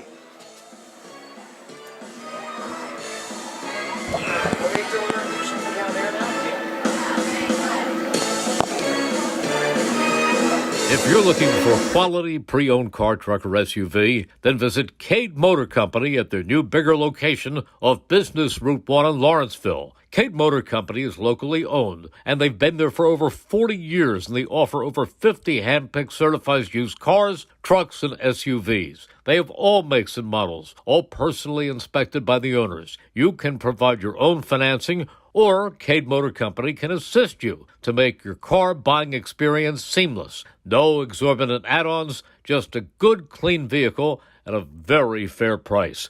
That's why Cade Motor Company has been in business for 40 years, minutes from the Quaker Bridge Mall off Route 1 in Lawrenceville. Or visit 4th and 6, doesn't matter. Gabe Winowich powering his way and making defenders miss. He's in yet again tonight. 5 rushing touchdowns for the Irish in this one. 2 for Scipio, 2 for Winowich, 1 for Serace. As they grow their lead here in the first half. Yeah, and on it goes. The average points per game for the Irish around 45. An extra point away from 42. Scarborough's kick is up. And it is good. 46 seconds remaining here in the first half. The Irish lead 42-13. Trenton Tornadoes 13. As the offense continues to dominate here for Notre Dame tonight. Gabe Winowich making things look easy yet again. Yeah, I mean, this like I said it earlier. Trenton wants to stay in this game. They just got to keep scoring. Right. It's, I mean, are you tough kidding to do me? with this offense. I mean, it really, to this point, and who they've played, who's been in front of them, it's been tough for every single defense to keep up with this Notre Dame offense. I mean, even the game against Allentown, back and forth affair. Yep. High scoring. Well, Allentown was the only one that could really, and Nottingham. Yeah, Nottingham was able to go back and forth with them. Well, Nottingham held them. Actually, that was the other game they were under 40. I forgot about that, 35-28. But Number 17, still. Kevin Scarborough out to kick for the Irish. Scarborough comes on to boot things away yet again for the Irish. 42-13 the score Back to return. here in the first half. This is where Trenton's got to hang in. They can't put their heads down. They got to keep battling. They got to keep. They've done some good things. A booming kick fielded inside the 15. This is Worthen flipping the field towards his own sideline, and he will be pushed out of bounds. Coming in to make the stop for the Irish that time, Joseph Conway getting in on the action. By Joseph Conway for the Irish. Excuse me, that's actually Liam Wheeler getting in on the play. Where are we at, the 23?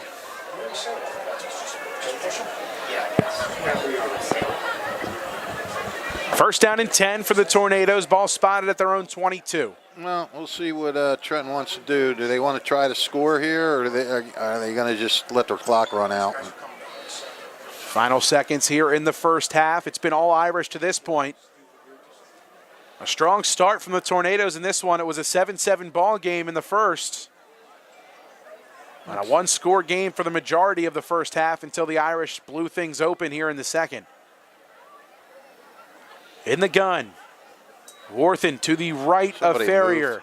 Some movement up front, letting it go deep down the middle of the field, almost intercepted by Michael Quinn, and a flag comes in Notre Dame territory at the Notre Dame 44, 43 around there. They're going to call that on.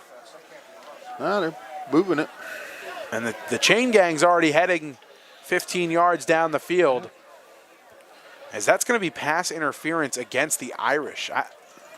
I didn't see it from up here. Maybe somebody else did down there. They got a much better vantage point, but Pass interference on the Irish.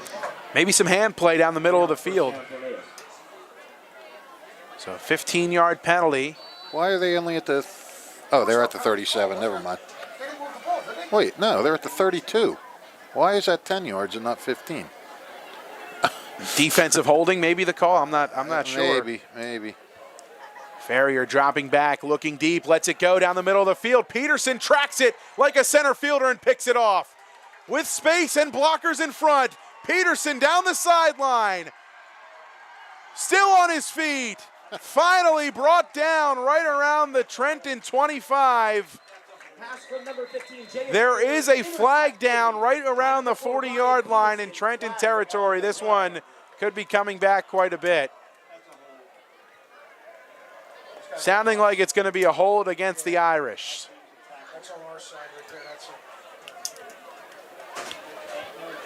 So that'll bring the return back quite a bit. Great traction defensively by Ryan Peterson, the junior DB. Tracked that one down over the shoulder catch like he was a receiver himself. Yeah, he looked like the intended receiver on that one. Holding on the Irish, interception void. It'll be first down, Tornadoes. No, they got it still. Still that. Oh! Still watch, that's okay. So correction, Irish ball. Correction, Irish ball. Interception still stands, Irish ball. So 1st and 10 for Notre Dame at the 50-yard line.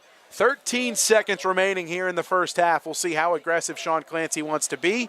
And a timeout taken by the Tornadoes down on the field. I would not be surprised if they are aggressive. Hey, Gary, what's up? All Cure Spine and Sports Medicine.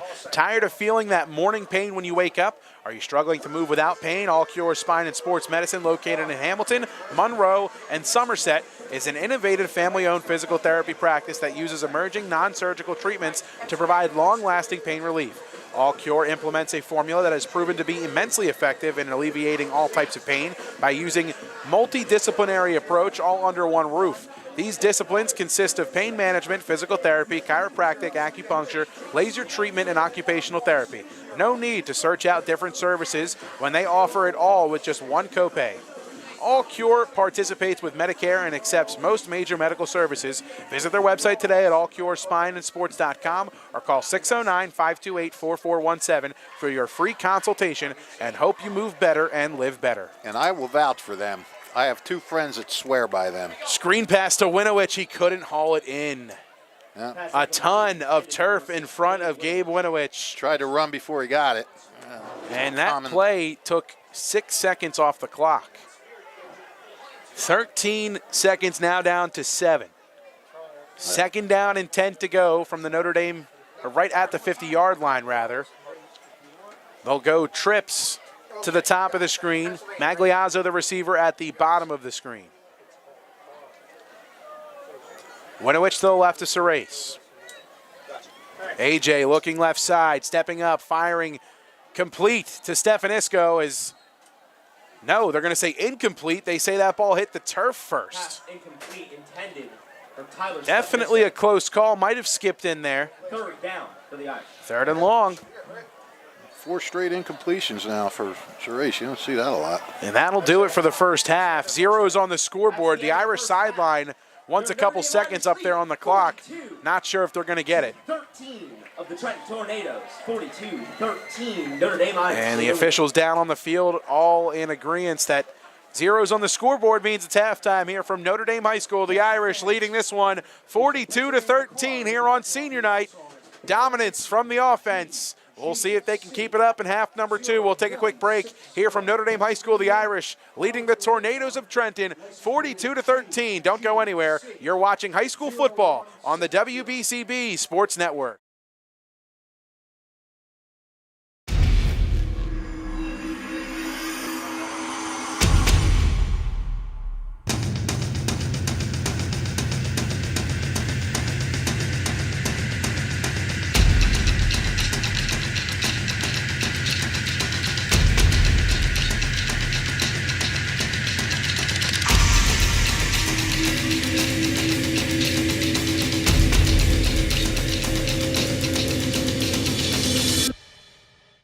New Jersey is home to the best public schools in the nation.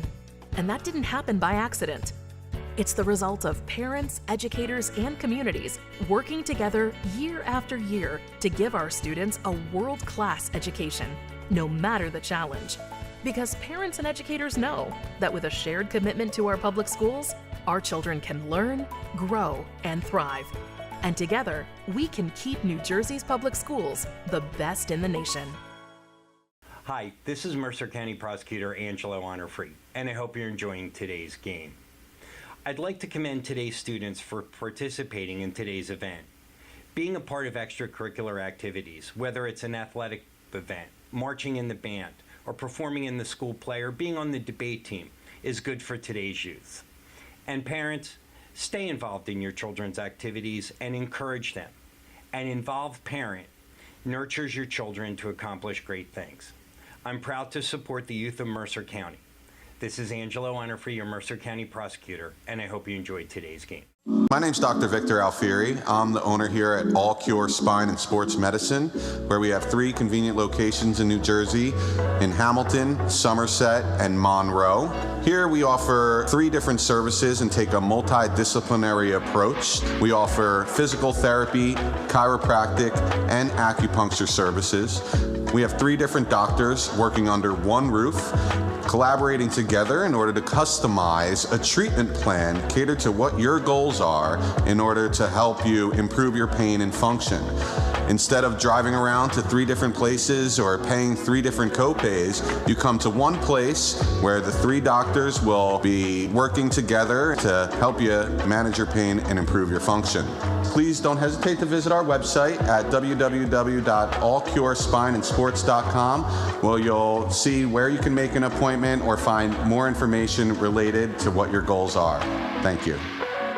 If you're looking for a quality pre-owned car, truck, or SUV, then visit Cade Motor Company at their new bigger location off Business Route 1 in Lawrenceville. Cade Motor Company is locally owned, and they've been there for over 40 years, and they offer over 50 hand-picked certified used cars, trucks, and SUVs. They have all makes and models, all personally inspected by the owners. You can provide your own financing, or Cade Motor Company can assist you to make your car buying experience seamless. No exorbitant add-ons, just a good, clean vehicle at a very fair price. That's why Cade Motor Company has been in business for 40 years. Minutes from the Quaker Bridge Mall off Route 1 in Lawrenceville. Or visit CadeMotorCompany.com. That's CadeMotorCompany.com. Capital Health's primary care network continues to grow, bringing its extensive option of locations to your neighborhood. Whether you're scheduling a wellness checkup or not feeling well, advanced medicine starts with a Capital Health primary care doctor at locations near you in Mercer, Bucks, and Burlington counties. To find a Capital Health primary care location that's convenient for you, visit capitalmedicalgroup.org. That's capitalmedicalgroup.org. Hi, Merrill Reese reminding you to come back home to traditional Italian cuisine at the Revere Restaurant, 802 River Road in Ewing Township. You'll always feel welcome at the Revere. It's like stepping back in time where you'll feel like you're dining in South Philly or New York's Little Italy. Start your meal with complimentary Hoboken bread. Choose from a menu featuring fresh seafood dishes, succulent steaks and chops, or homemade pasta dishes. You can even eat at the bar. The Revere is open 7 days for lunch and dinner. Private room available for special affairs, plus catering. For reservations, call 609-882-6365. That's 609-882-6365. Come home to traditional Italian cuisine. The Revere Restaurant, 802 River Road, Ewing Township. This is Merrill Reese reminding you that Haldeman Ford Subaru on Route 33 in Hamilton Township is more than just a great place to purchase a new Ford, Subaru, or pre-owned car or truck. Their collision and service centers services all makes and models and specializes in fleet service. Haldeman's Collision Center is renowned for their work. It's a state-of-the-art facility, all insurance accepted, free estimates and loaner cars available, and one of the friendliest staffs around. From small dents to major repairs on any make or model, it's Haldeman Ford Subaru Collision Center, Route 33 in Hamilton Township. They're good! This is Angelo Onifree, your Mercer County prosecutor, and I'd like to take this opportunity to wish all of our Mercer County student athletes the best of luck, and also urge parents to stay involved in your children's school activities. Extracurricular events are a great way to keep your sons and daughters focused, and it does not have to be athletics. They can be involved with the drama club, the school band, even the debate team. An involved student today has a brighter future tomorrow. This message is brought to you by the Mercer County Prosecutor's Office, and I hope you enjoyed today's game.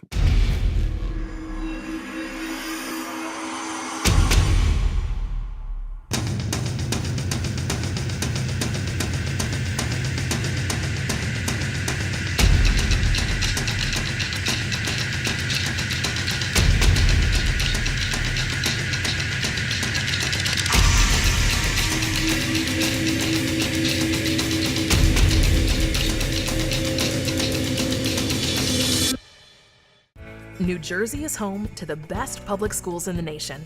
And that didn't happen by accident. It's the result of parents, educators, and communities working together year after year to give our students a world-class education, no matter the challenge. Because parents and educators know that with a shared commitment to our public schools, our children can learn, grow, and thrive. And together, we can keep New Jersey's public schools the best in the nation. Hi, this is Mercer County Prosecutor Angelo Onifree, and I hope you're enjoying today's game. I'd like to commend today's students for participating in today's event. Being a part of extracurricular activities, whether it's an athletic event, marching in the band, or performing in the school play, or being on the debate team, is good for today's youth. And parents, stay involved in your children's activities and encourage them. An involved parent nurtures your children to accomplish great things. I'm proud to support the youth of Mercer County. This is Angelo Onifree, your Mercer County prosecutor, and I hope you enjoyed today's game. My name's Dr. Victor Alfieri. I'm the owner here at All Cure Spine and Sports Medicine, where we have 3 convenient locations in New Jersey, in Hamilton, Somerset, and Monroe. Here we offer 3 different services and take a multidisciplinary approach. We offer physical therapy, chiropractic, and acupuncture services. We have 3 different doctors working under one roof, collaborating together in order to customize a treatment plan catered to what your goals are in order to help you improve your pain and function. Instead of driving around to 3 different places or paying 3 different copays, you come to one place where the 3 doctors will be working together to help you manage your pain and improve your function. Please don't hesitate to visit our website at www.allcurespineandsports.com, where you'll see where you can make an appointment or find more information related to what your goals are. Thank you. If you're looking for a quality pre-owned car, truck, or SUV, then visit Cade Motor Company at their new bigger location off Business Route 1 in Lawrenceville. Cade Motor Company is locally owned, and they've been there for over 40 years, and they offer over 50 hand-picked certified used cars, trucks, and SUVs. They have all makes and models, all personally inspected by the owners. You can provide your own financing, or Cade Motor Company can assist you to make your car buying experience seamless. No exorbitant add-ons, just a good, clean vehicle at a very fair price. That's why Cade Motor Company has been in business for 40 years. Minutes from the Quaker Bridge Mall off Route 1 in Lawrenceville. Or visit CadeMotorCompany.com. That's CadeMotorCompany.com. Capital Health's primary care network continues to grow, bringing its extensive option of locations to your neighborhood. Whether you're scheduling a wellness checkup or not feeling well, advanced medicine starts with a Capital Health primary care doctor at locations near you in Mercer, Bucks, and Burlington counties. To find a Capital Health primary care location that's convenient for you, visit capitalmedicalgroup.org. That's capitalmedicalgroup.org. At the half here from Notre Dame High School, the 5-0 Irish on top of the Tornadoes of Trenton Central High, 42-13, an up and down affair to this point.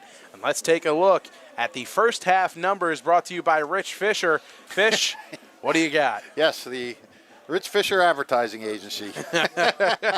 Well, let's run down the scoring real quick. First quarter, A.J. Surace, a 32-yard run. Every time I say a Notre Dame score, just add on there Kevin Scarborough kick because he was perfect. A.J. Surace, 32 run. Trenton, Keyshawn Worthen, 6 run. Godoy kick, 7-7. Tyler Stefanisco for Notre Dame caught a 44-yard pass from Surace. Scarborough kick, 14-7 Notre Dame. Jordan Scipio, a 14-yard run for Notre Dame. The Irish up 21-7. Second quarter, Sabri Melvin, a spectacular 24-yard catch from Jaden Ferrier. Their kick failed when the snap was fumbled. 21-13 Irish, and then 3 straight Irish scores to end the quarter, and the half. Scipio, a 51-yard run. Winovich, a 2-yard run. Winovich, a 15-yard run. We'll look at the stats, and you can tell how many big plays Notre Dame ran just by looking at this. The plays run, Trenton ran 32 plays for a respectable 180 yards total offense. Notre Dame ran 24 plays, 8 plays left, and they have 307 yards. So that's well over 10 yards an offensive play. For the Tornadoes, Keyshawn Worthen, 16 carries for 132 yards. Jaden Ferrier, 2 for -5. Sabri Melvin, 2 for 7 yards. Tracy Lane, 1 rush for 3 yards. The Tornadoes, 21 carries for 137 yards. Passing-wise, Jaden Ferrier, 5 for 11 with an interception. Good for 43 yards and a touchdown. Damon Jennings, 1 catch for 2 yards. Melvin Sabri, 2 catches for 47 yards and a TD. Keyshawn Worthen, 2 catches for -6 yards. -10 catch really killed his stats there. So total for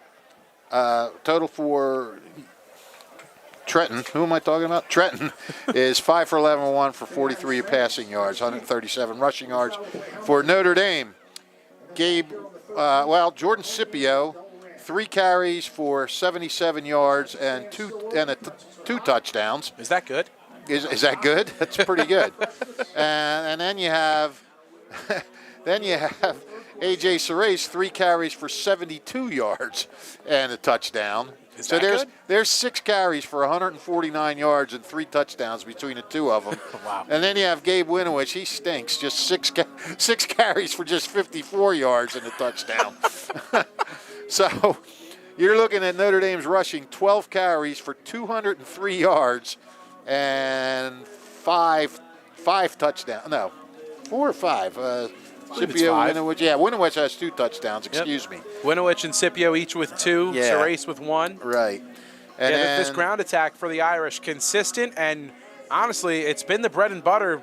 You can move the ball through the air. We've talked about it many of times with A.J. Surace, but when he is running for effective yards and big chunk plays, this offense is a different beast and a whole different specimen in itself. Yeah, well, and their passing game has been pretty pedestrian tonight. I mean, Surace is 4 for 12 for 104 yards. 4 different receivers. Wyatt Moore, 1 catch for 14 yards before he went out with a shin issue. Michael Quinn, 1 catch for 40 yards. Tyler Stefanisco, catch for 44 yards. Tariq Bryant, 1 catch for 6 yards. So 4 for 12, 104 yards. That's 307 yards. A total offense. The Tornadoes with 6 first downs, the Irish with 7 first downs. Really clean game. Trenton 2 penalties for 10 yards. Notre Dame 1 penalty for 10. They both had personal foul penalties that offset each other, so they didn't count. So yeah, I mean it's been the Notre Dame's big plays today. I mean I could just run through it real quick. Here's all the plays that are just over 20 yards. There's a 51-yard run, a 28-yard run. You got a 40-yard pass. Let's see. Then you got, where'd my other sheet go here?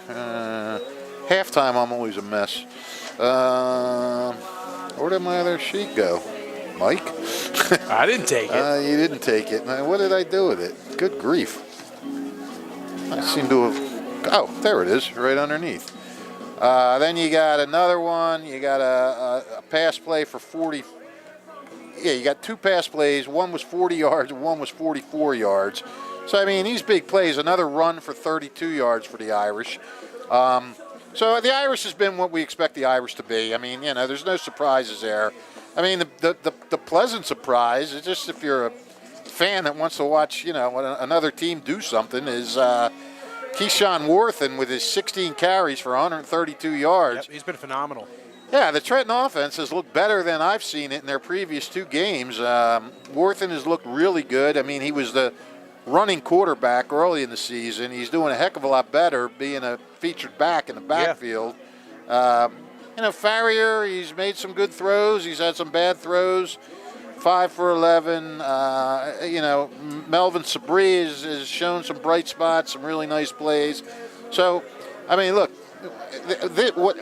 despite the score right now that it's 42-13,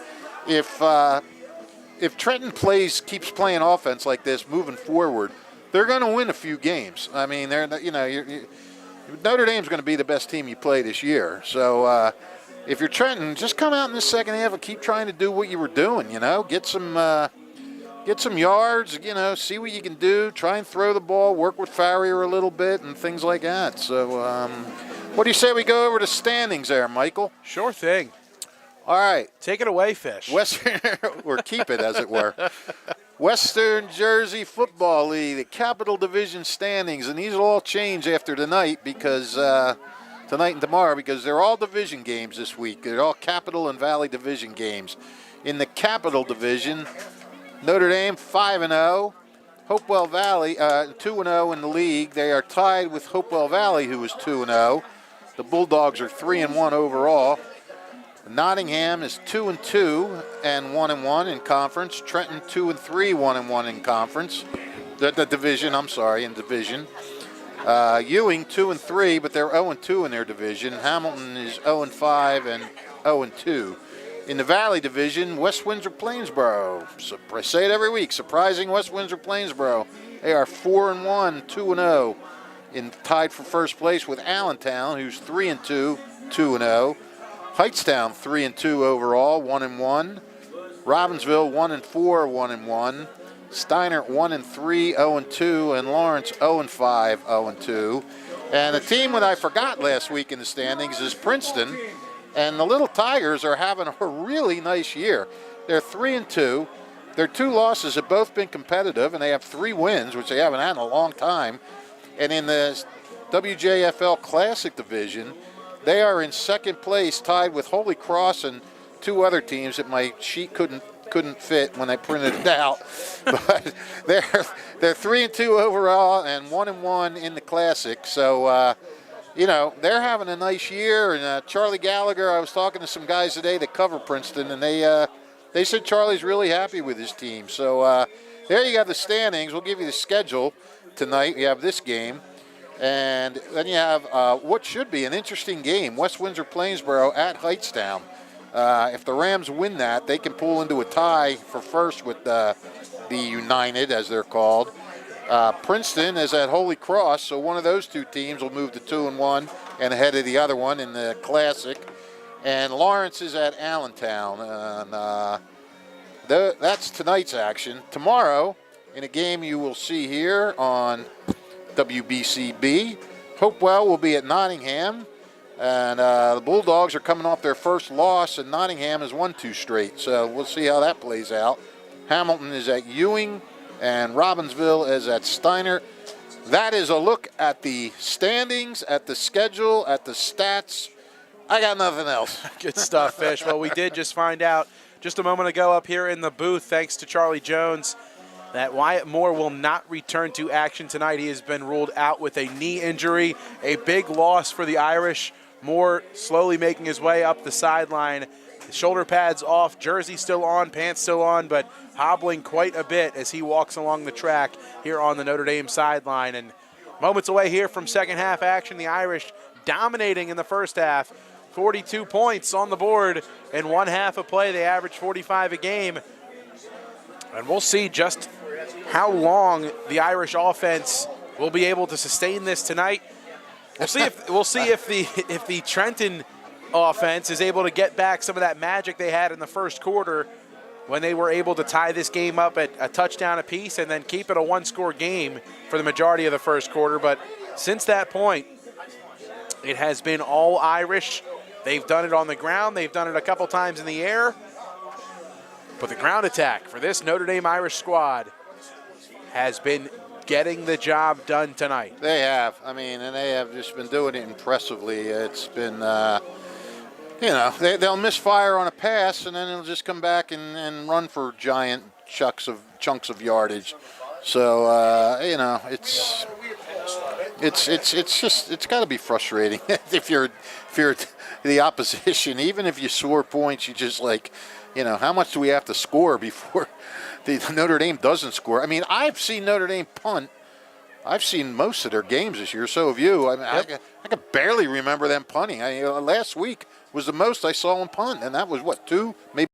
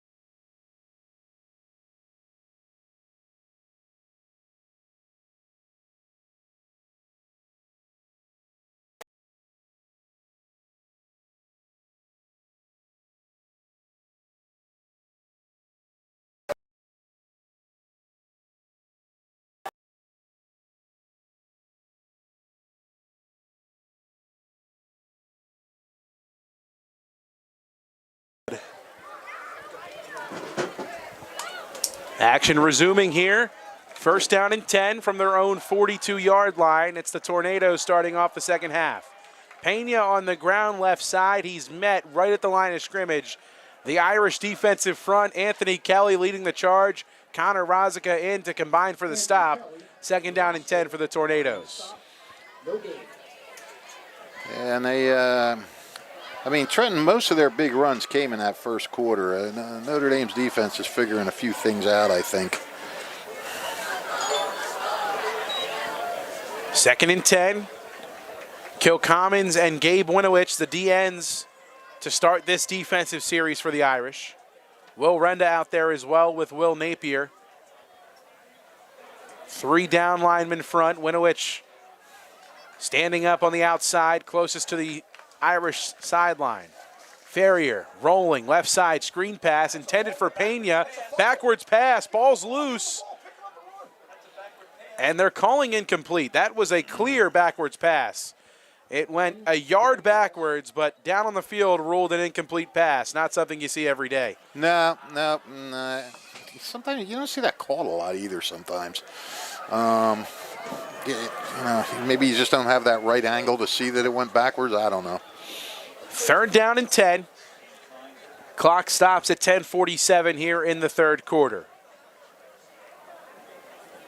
The Irish won the opening coin toss. They received to start this game. Opening drive of the 2nd half for the Tornadoes. Ferrier makes his way under center, now drops back into the gun. Warthen to his right. Pressure. Rosica on the blitz. Ferrier over the middle, complete. He's going to be short of the yard to gain, really close to that 1st down marker. A couple of different spots down there, and they're going to give him the 1st down. Wow. Who was that complete to? I didn't see. Pass complete over the middle to number 8, Zavon Minnie. Okay. Gain of 10 and enough for the 1st down. A couple of differentiating spots down there from the officiating crew. Nonetheless, enough to move the chains. Well, that's how you beat the blitz. You get a quick pass off, short pass, and over those oncoming linebackers. And Ferrier just standing tall, taking the pressure and delivering a strike over the middle to Minnie. Split receiver set. 1st and 10. In motion. Sabri loses it. Ball on the turf. Who's got it? A scrum for the football. We'll see who's got it. Fighting for it. It's going to stay Tornado football as they are able to avoid a disaster. Yeah. Sabri Melvin across the middle. Chris Franco is restarting his heart over there on the sideline, the Trenton coach. 2nd down, about 13 to go. After the failed jet sweep opportunity across the middle of the backfield intended for Sabri Melvin. Another split receiver set, Warthen to the right of Ferrier. Irish showing blitz with Winowich. Here they come, they bring pressure. Screen pass, right side, blown up by Cam Bailey. Pass falls incomplete. A huge hit by the outside DB and Cam Bailey. Pena blown up on that one. It's 3rd and long. I'll tell you what, there's been a few plays tonight where these Trenton receivers and these short little plays in the backfield are just sitting ducks because the ball's coming to them, and you can see the Notre Dame linebacker just bearing down on them. And, I mean, some guys have caught him and some guys haven't, but these guys have been taking some fierce hits on these pass plays. 9:03. Clock stopped after the incomplete pass. 3rd and long.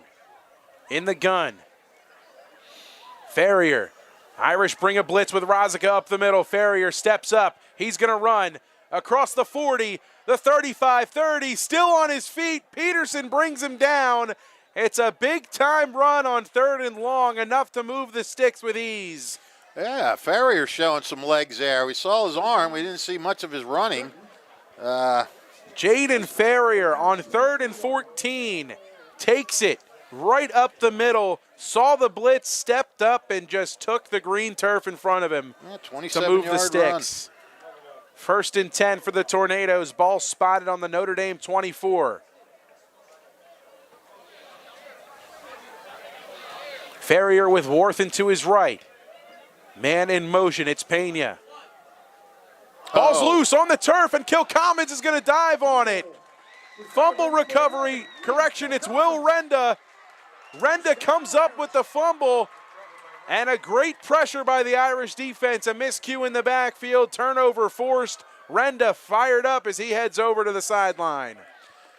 Well, Trenton, that's what happens when you're a struggling team against a really good team. You get a really big play.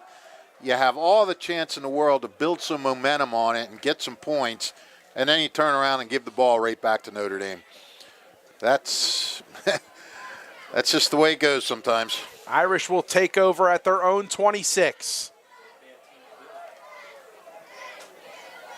Miscue in the backfield. The Delayed handoff. Bobbled by Worthen and Ferrier in the backfield. Will Renda comes up with the football. Irish take over. 1st and 10 from their own 26. 8:10 to go in the third quarter. Serace, play action. He keeps it right side with a seam. He's plowing across the first down marker, and they will mark him at that first down marker. But a flag is down. This one's going to come back. Holding against the Irish. Clock stops at 7:59 to go in the third. 10-yard penalty. We'll set them back to the 22-yard line, 23 around that area.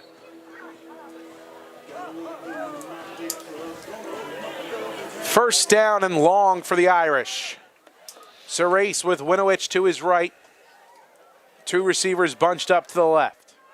Sweeping it left side with Winowich. Still on his feet at the 40. To the sideline. Winowich makes another man miss. Still going. Finally brought down at the Trenton 35. Gabe Winowich doing it all with his legs tonight. See, things like penalties like that, they don't faze Notre Dame. I mean, they can. It's like a fly. They just brush it off. Injured Tornado defender down on the field, back at the Notre Dame 13-yard line. As the medical staff makes their way out onto the field, another strong run from the future Scarlet Knight. And Gabe Winowich flipping the field with that carry. Ball spotted at the Tornado 35 when action resumes after the injury down on the field. Took it from their own 22-yard line to the they were at the 17. 17-yard line to the Tornado 35. It's a 48-yard carry. 48-yard carry for Gabe Winowich. Injury down on the field. We'll take a quick timeout. Irish on top. 42-13 in driving. 7:31 to go in the third quarter. You're watching high school football on WBCB.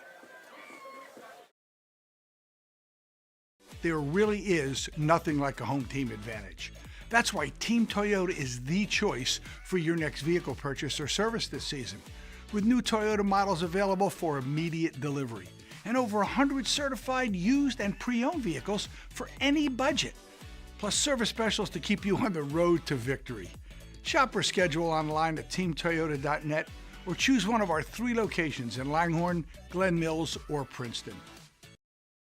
Hi, Merrill Reese reminding you to come back home to traditional Italian cuisine at the Revere Restaurant, 802 River Road in Ewing Township. You'll always feel welcome at the Revere. It's like stepping back in time where you'll feel like you're dining in South Philly or New York's Little Italy. Start your meal with complimentary Hoboken bread. Choose from a menu featuring fresh seafood dishes, succulent steaks and chops, or homemade pasta dishes. You can even eat at the bar. The Revere is open 7 days for lunch and dinner. Private room available for special affairs, plus catering. For reservations, call 609-882-6365. That's 609-882-6365. Come home to traditional Italian cuisine. The Revere Restaurant, 802 River Road, Ewing Township.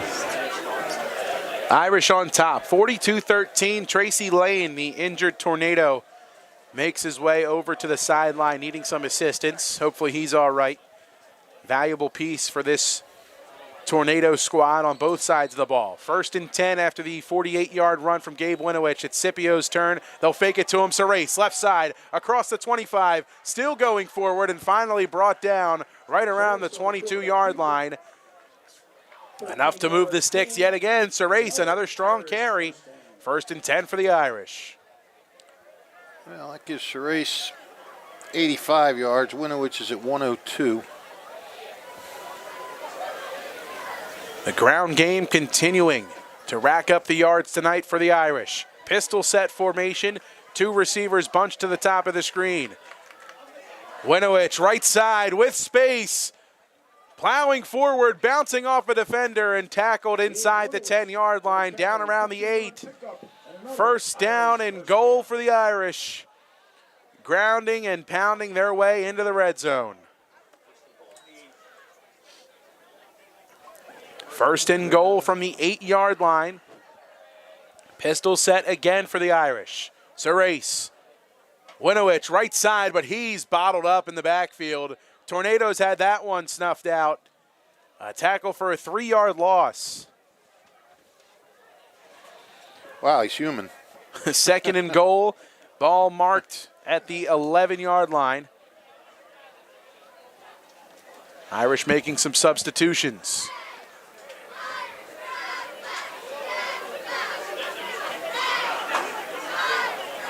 Stefanisco moves into the slot.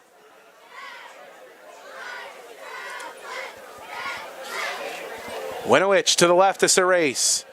They'll give it to him. Right side, back towards the middle, still on his feet, and he's in again. Touchdown number 3 on the night for Gabe Winowich. From 11 yards out, he gets the job done. And the Irish lead grows. It's 48-13, and Scarborough comes back out for another extra point attempt. You know, Winowich, he was celebrated tonight for senior night, even though he's only been here for a couple months. But he has certainly given the senior night crowd a show, running the way he's running. Scarborough's extra point is up, and it is good. 5:43 remaining in quarter number 3. The Irish 49, the Tornadoes of Trenton Central High School 13. The Irish running away with this one quite literally, as the ground game has been the fueling force for the Irish offense. Impressive stuff tonight, Fish. Very much so. But I'm just getting used to it. I mean, it's right. Like we've seen it every night. I mean, it's going to take a really good defense to slow this team down, and they're going to see good defenses when they get to the playoffs. But I don't know. I don't know who in these WJFL games are going to slow this team down. As mentioned in the Trentonian earlier this week in an article by Greg Johnson, he said that, you know, it's really tough to see on paper until the state playoff tournament who is going to beat the Irish, and week by week we will continue to try and unfold that part of the story, because to this point the Irish have dominated the fair majority of their games. A tough one against Nottingham where they were able to eke out a close victory. Yeah, Allentown and Nottingham were the two, the two close games. A high kick towards the right side that was bobbled and later dropped, or later fallen on, and a late flag comes in. We got a running clock now. We won't go back unless Trenton somehow gets under 25, gets a deficit in under 25. There was a flag down on the field.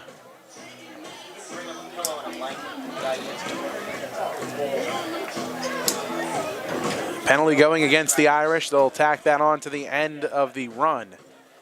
So 1st and 10 for the Tornadoes. Ball spotted at the Tornado 43. Under 5 minutes to go here in quarter number 3. Running clock, as Fish just alluded to. The Irish on top in this one by a large amount. High formation. Looks like Worth in the fullback. They'll give it to him. Up the middle he goes. Flag comes in. In from the secondary, so this one could be against Notre Dame.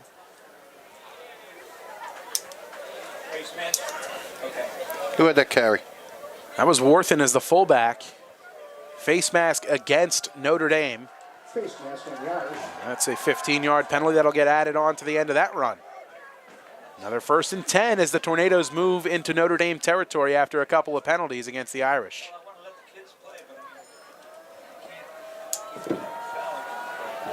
Now suddenly Notre Dame picking up the flags. 4 for 50 yards.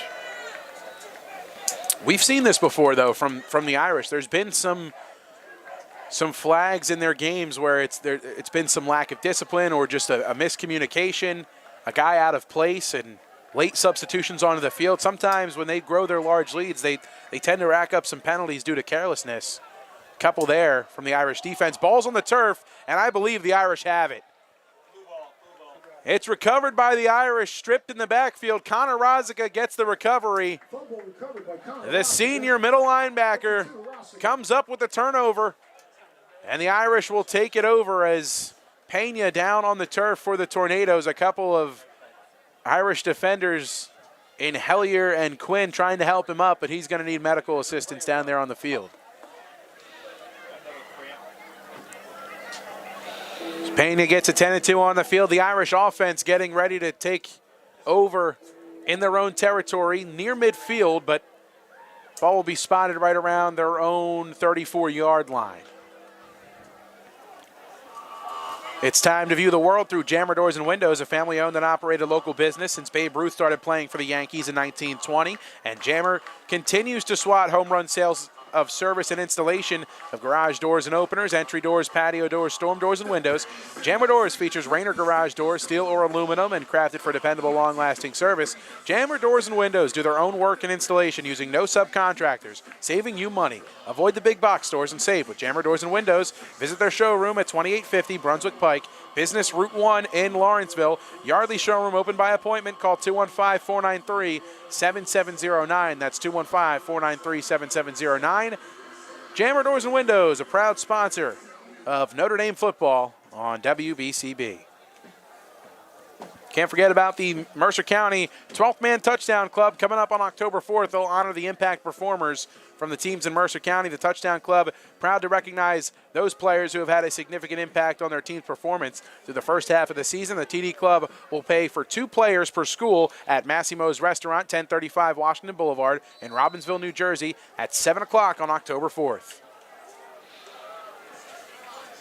New quarterback into the game. Julian Matera comes in to take over. The transfer in from Council Rock North across the river and flags down a false start against the Notre Dame offense. What the heck is going on out there? And a false start against the Irish. It'll be a 5-yard setback.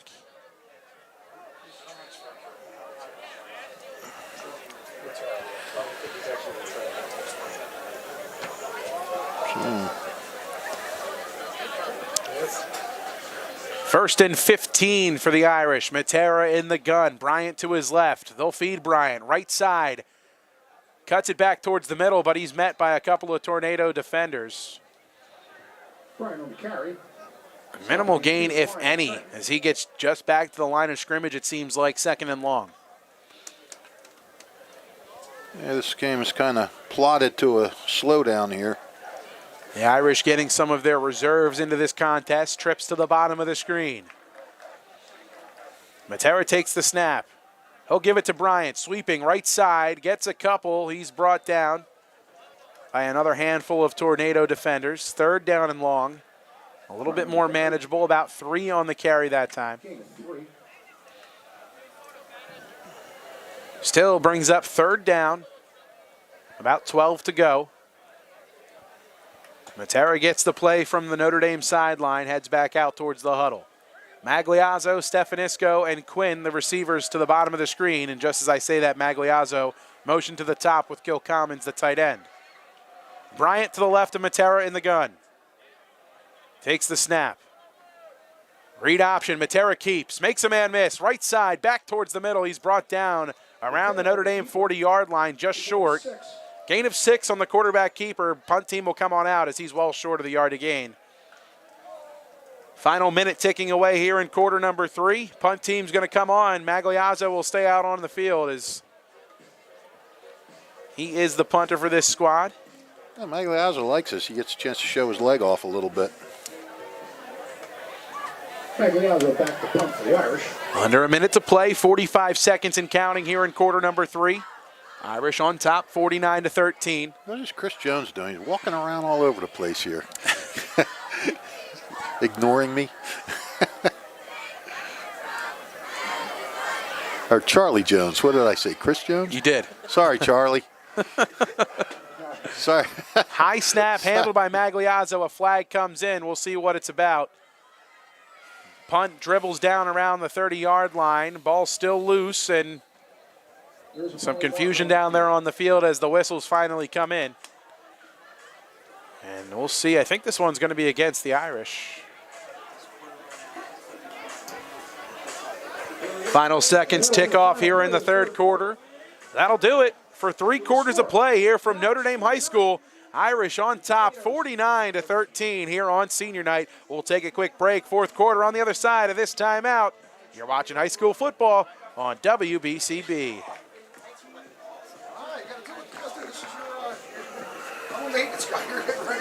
If you're looking for a quality pre-owned car, truck, or SUV, then visit Cade Motor Company at their new bigger location of Business Route 1 in Lawrenceville. Cade Motor Company is locally owned, and they've been there for over 40 years, and they offer over 50 hand-picked certified used cars, trucks, and SUVs. They have all makes and models, all personally inspected by the owners. You can provide your own financing.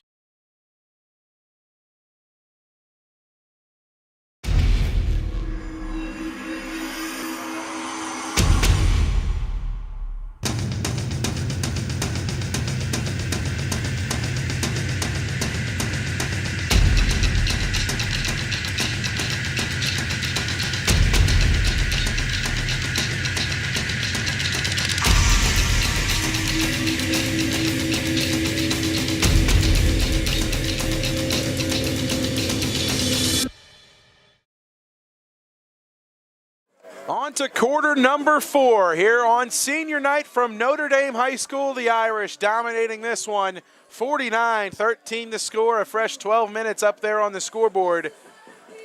As the Irish getting some of their seniors into the ball game here on senior night. Defensively in there on the front line, Sebastian Alizio. And at D tackle, big number 90, getting some reps here on senior night. First down, 10 to go for the Tornadoes. Ferrier takes the snap. Up the middle they go. Rozika in on the stop. Napier in there as well. Will Renda gets in. Stop made by number 51, Will Napier, and number 52, Connor Rozika for the Irish. A big-time stop by the Irish defense. Gain of about 2, maybe 3. Second and a long 7.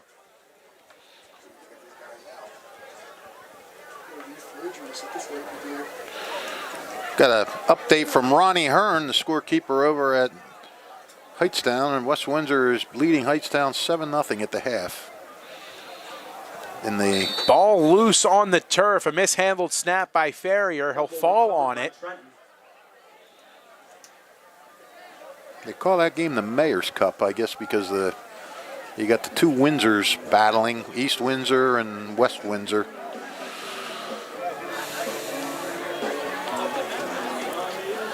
Third down, 7 to go for the Tornadoes. Clock continues to tick.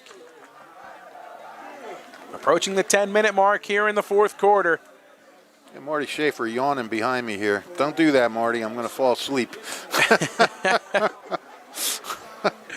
Big third down here for the Tornadoes, trying to keep the drive alive. Trying to fight back in this one. Notre Dame dominating. Running clock continues as we approach the 10-minute mark. 10:15 and counting. Worthen, the man in motion in the backfield. Pistol formation. Looked like some potential movement up front. Sweep. Left side. Being brought down, a minimal gain that time on the carry. Sabri Melvin. Number 51, Will Napier for the Irish. And Will Napier getting his number called yet again. He's really a pivotal piece for this Notre Dame defense, and the front 4 or front 3 for them on the defensive line. Napier, they move him around in a number of positions, whether it's the edge or at nose. And he's, like I said, a valuable piece of this defense. He can really set the tone if he wins his one-on-one, which he has the last 3 times. Yep. A number of tackles, solo and combined, for Will Napier here tonight.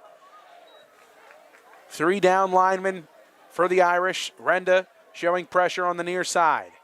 I formation for the Tornadoes. Counter, right side with a seam. Past the first down marker to gain. It'll move the chains on 4th down. And a carry by Janelle Lentz, the sophomore running back. First time we've really called his number here tonight. Yeah, we haven't seen much of him. He's not a bad runner. 1st and 10, ball spotted at the 48 in Trenton territory. Clock continues to tick, 8:50 and counting here in the fourth quarter. And if you're the Irish here, just trying to keep guys in front of you and keep Trenton out of the end zone. That's definitely the goal for the defense.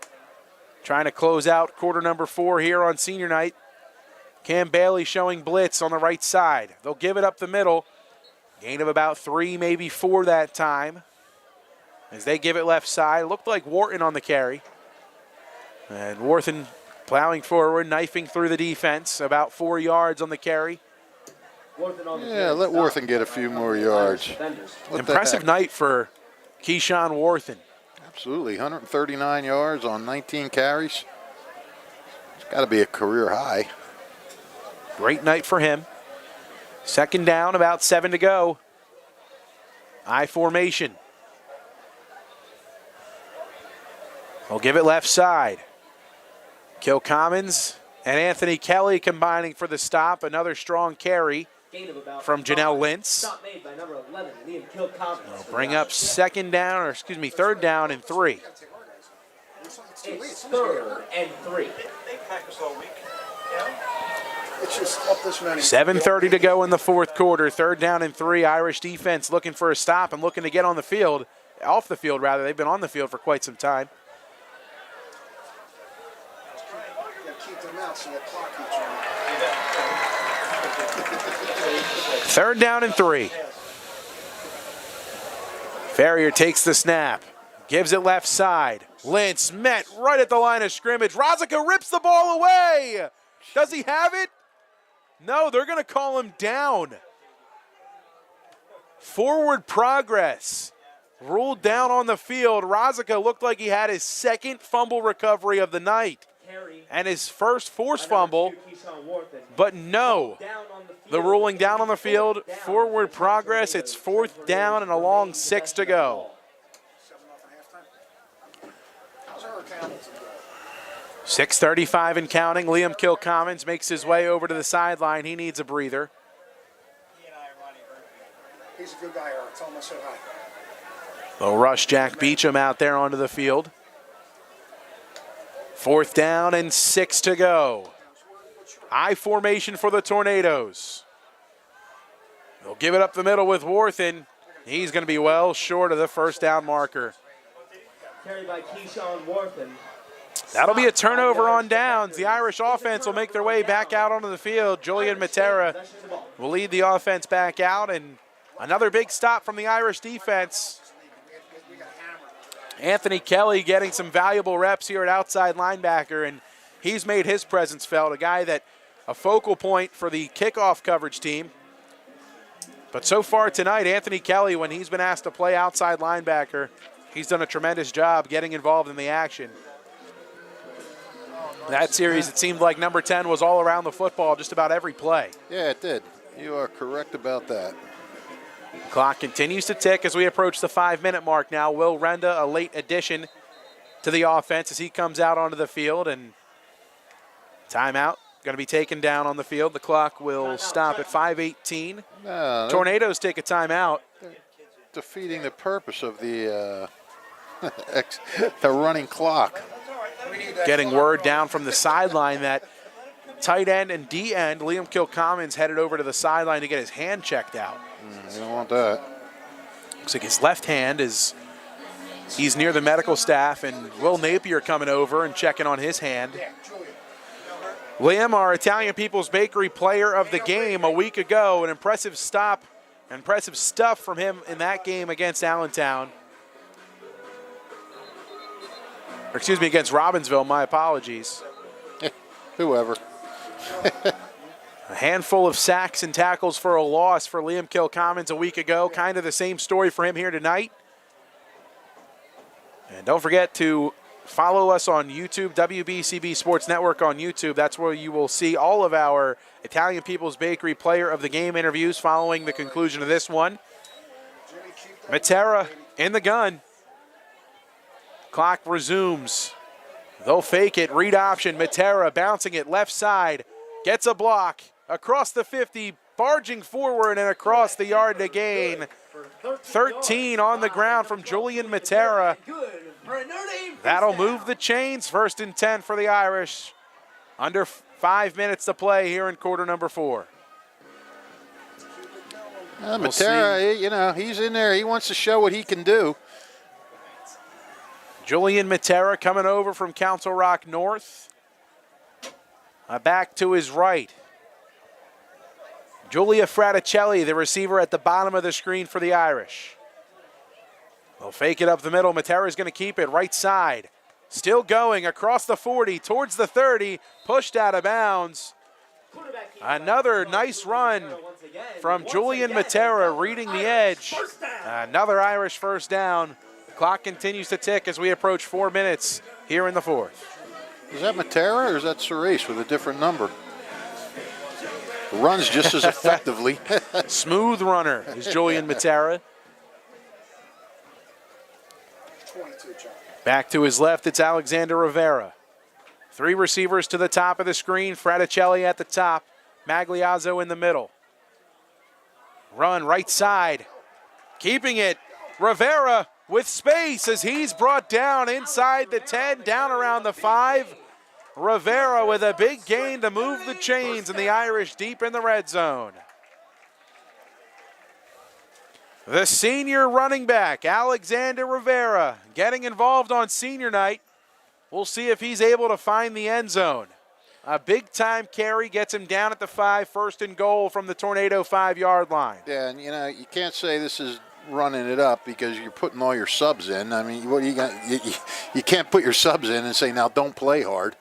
So, this is just what they're doing. 1st and goal, Matera with Rivera to his left. 3 receivers to the top of the screen. They'll give it to Rivera. Right side, cuts back, he's in!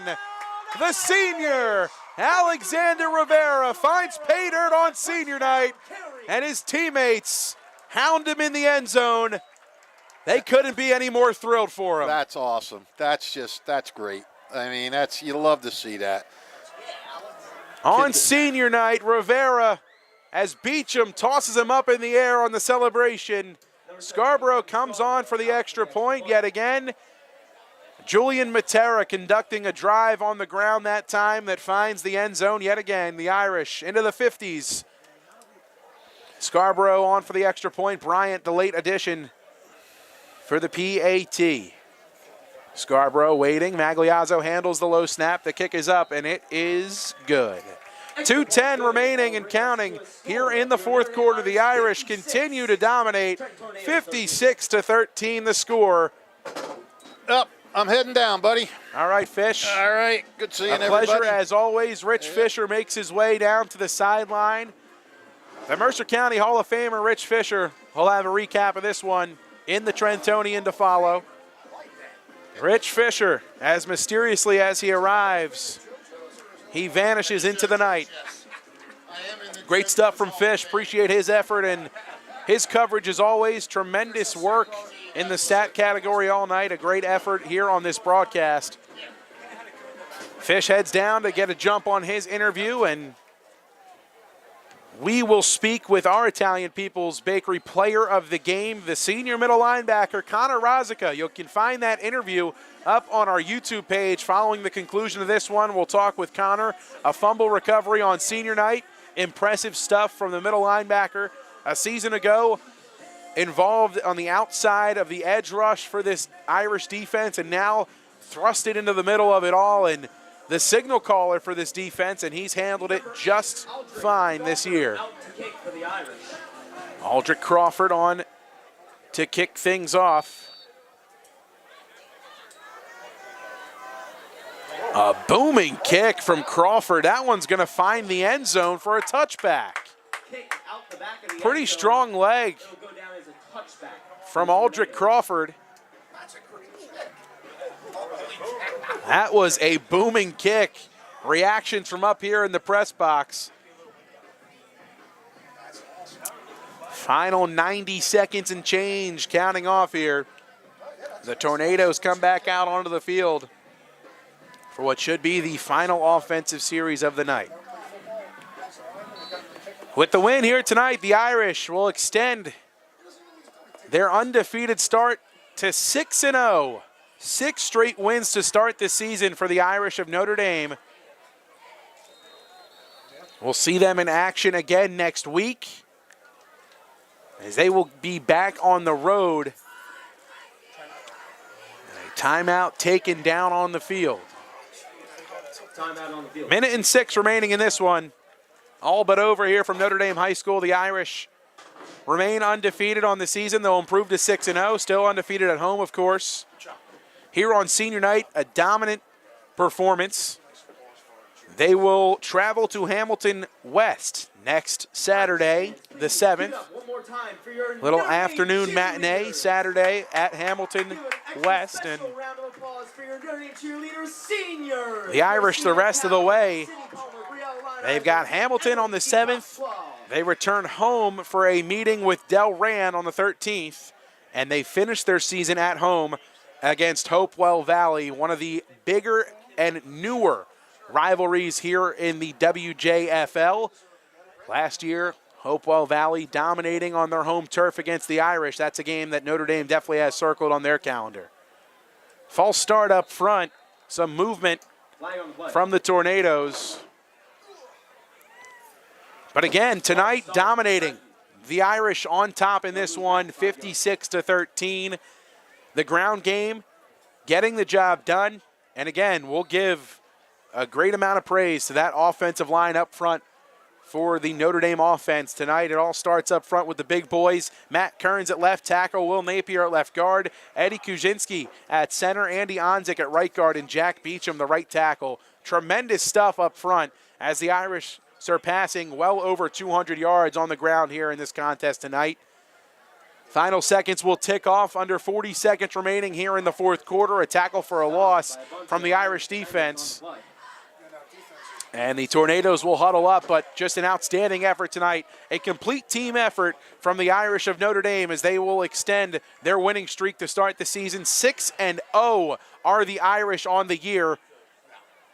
And with sights that are pretty high for this senior-led team, 20 seniors here tonight, leaving on senior night with a victory. That was always the goal for these guys, but again, a lot larger sights on the horizon for this Irish squad as they plan to make a deep state tournament run. They're looking for it. The senior class would love it. The final seconds tick off. The final score, the Irish 56, the Tornadoes of Trenton 13, the Irish 6-0 to start the season and victorious at home on senior night. I want to thank all of our sponsors who made today's broadcast possible. Team Toyota, Notre Dame High School, Cade Motor Company, the New Jersey Education Association, the Revere Restaurant, the Haldeman Ford Subaru Capital Health System, the Mercer County Prosecutor's Office, All Cure Spine and Sports, Hyundai of Trenton, the Trentonian Jammer Doors and Windows, the 12th Man Touchdown Club of Mercer County, the Italian People's Bakery in the capital area, YMCA, all proud to bring you tonight's coverage here on WBCB. For the crew, producing tonight's stream, Colin Sommer, Alvin Francis did tonight's camera work for us. Color commentary provided by the Mercer County Hall of Famer Rich Fisher. One final time here from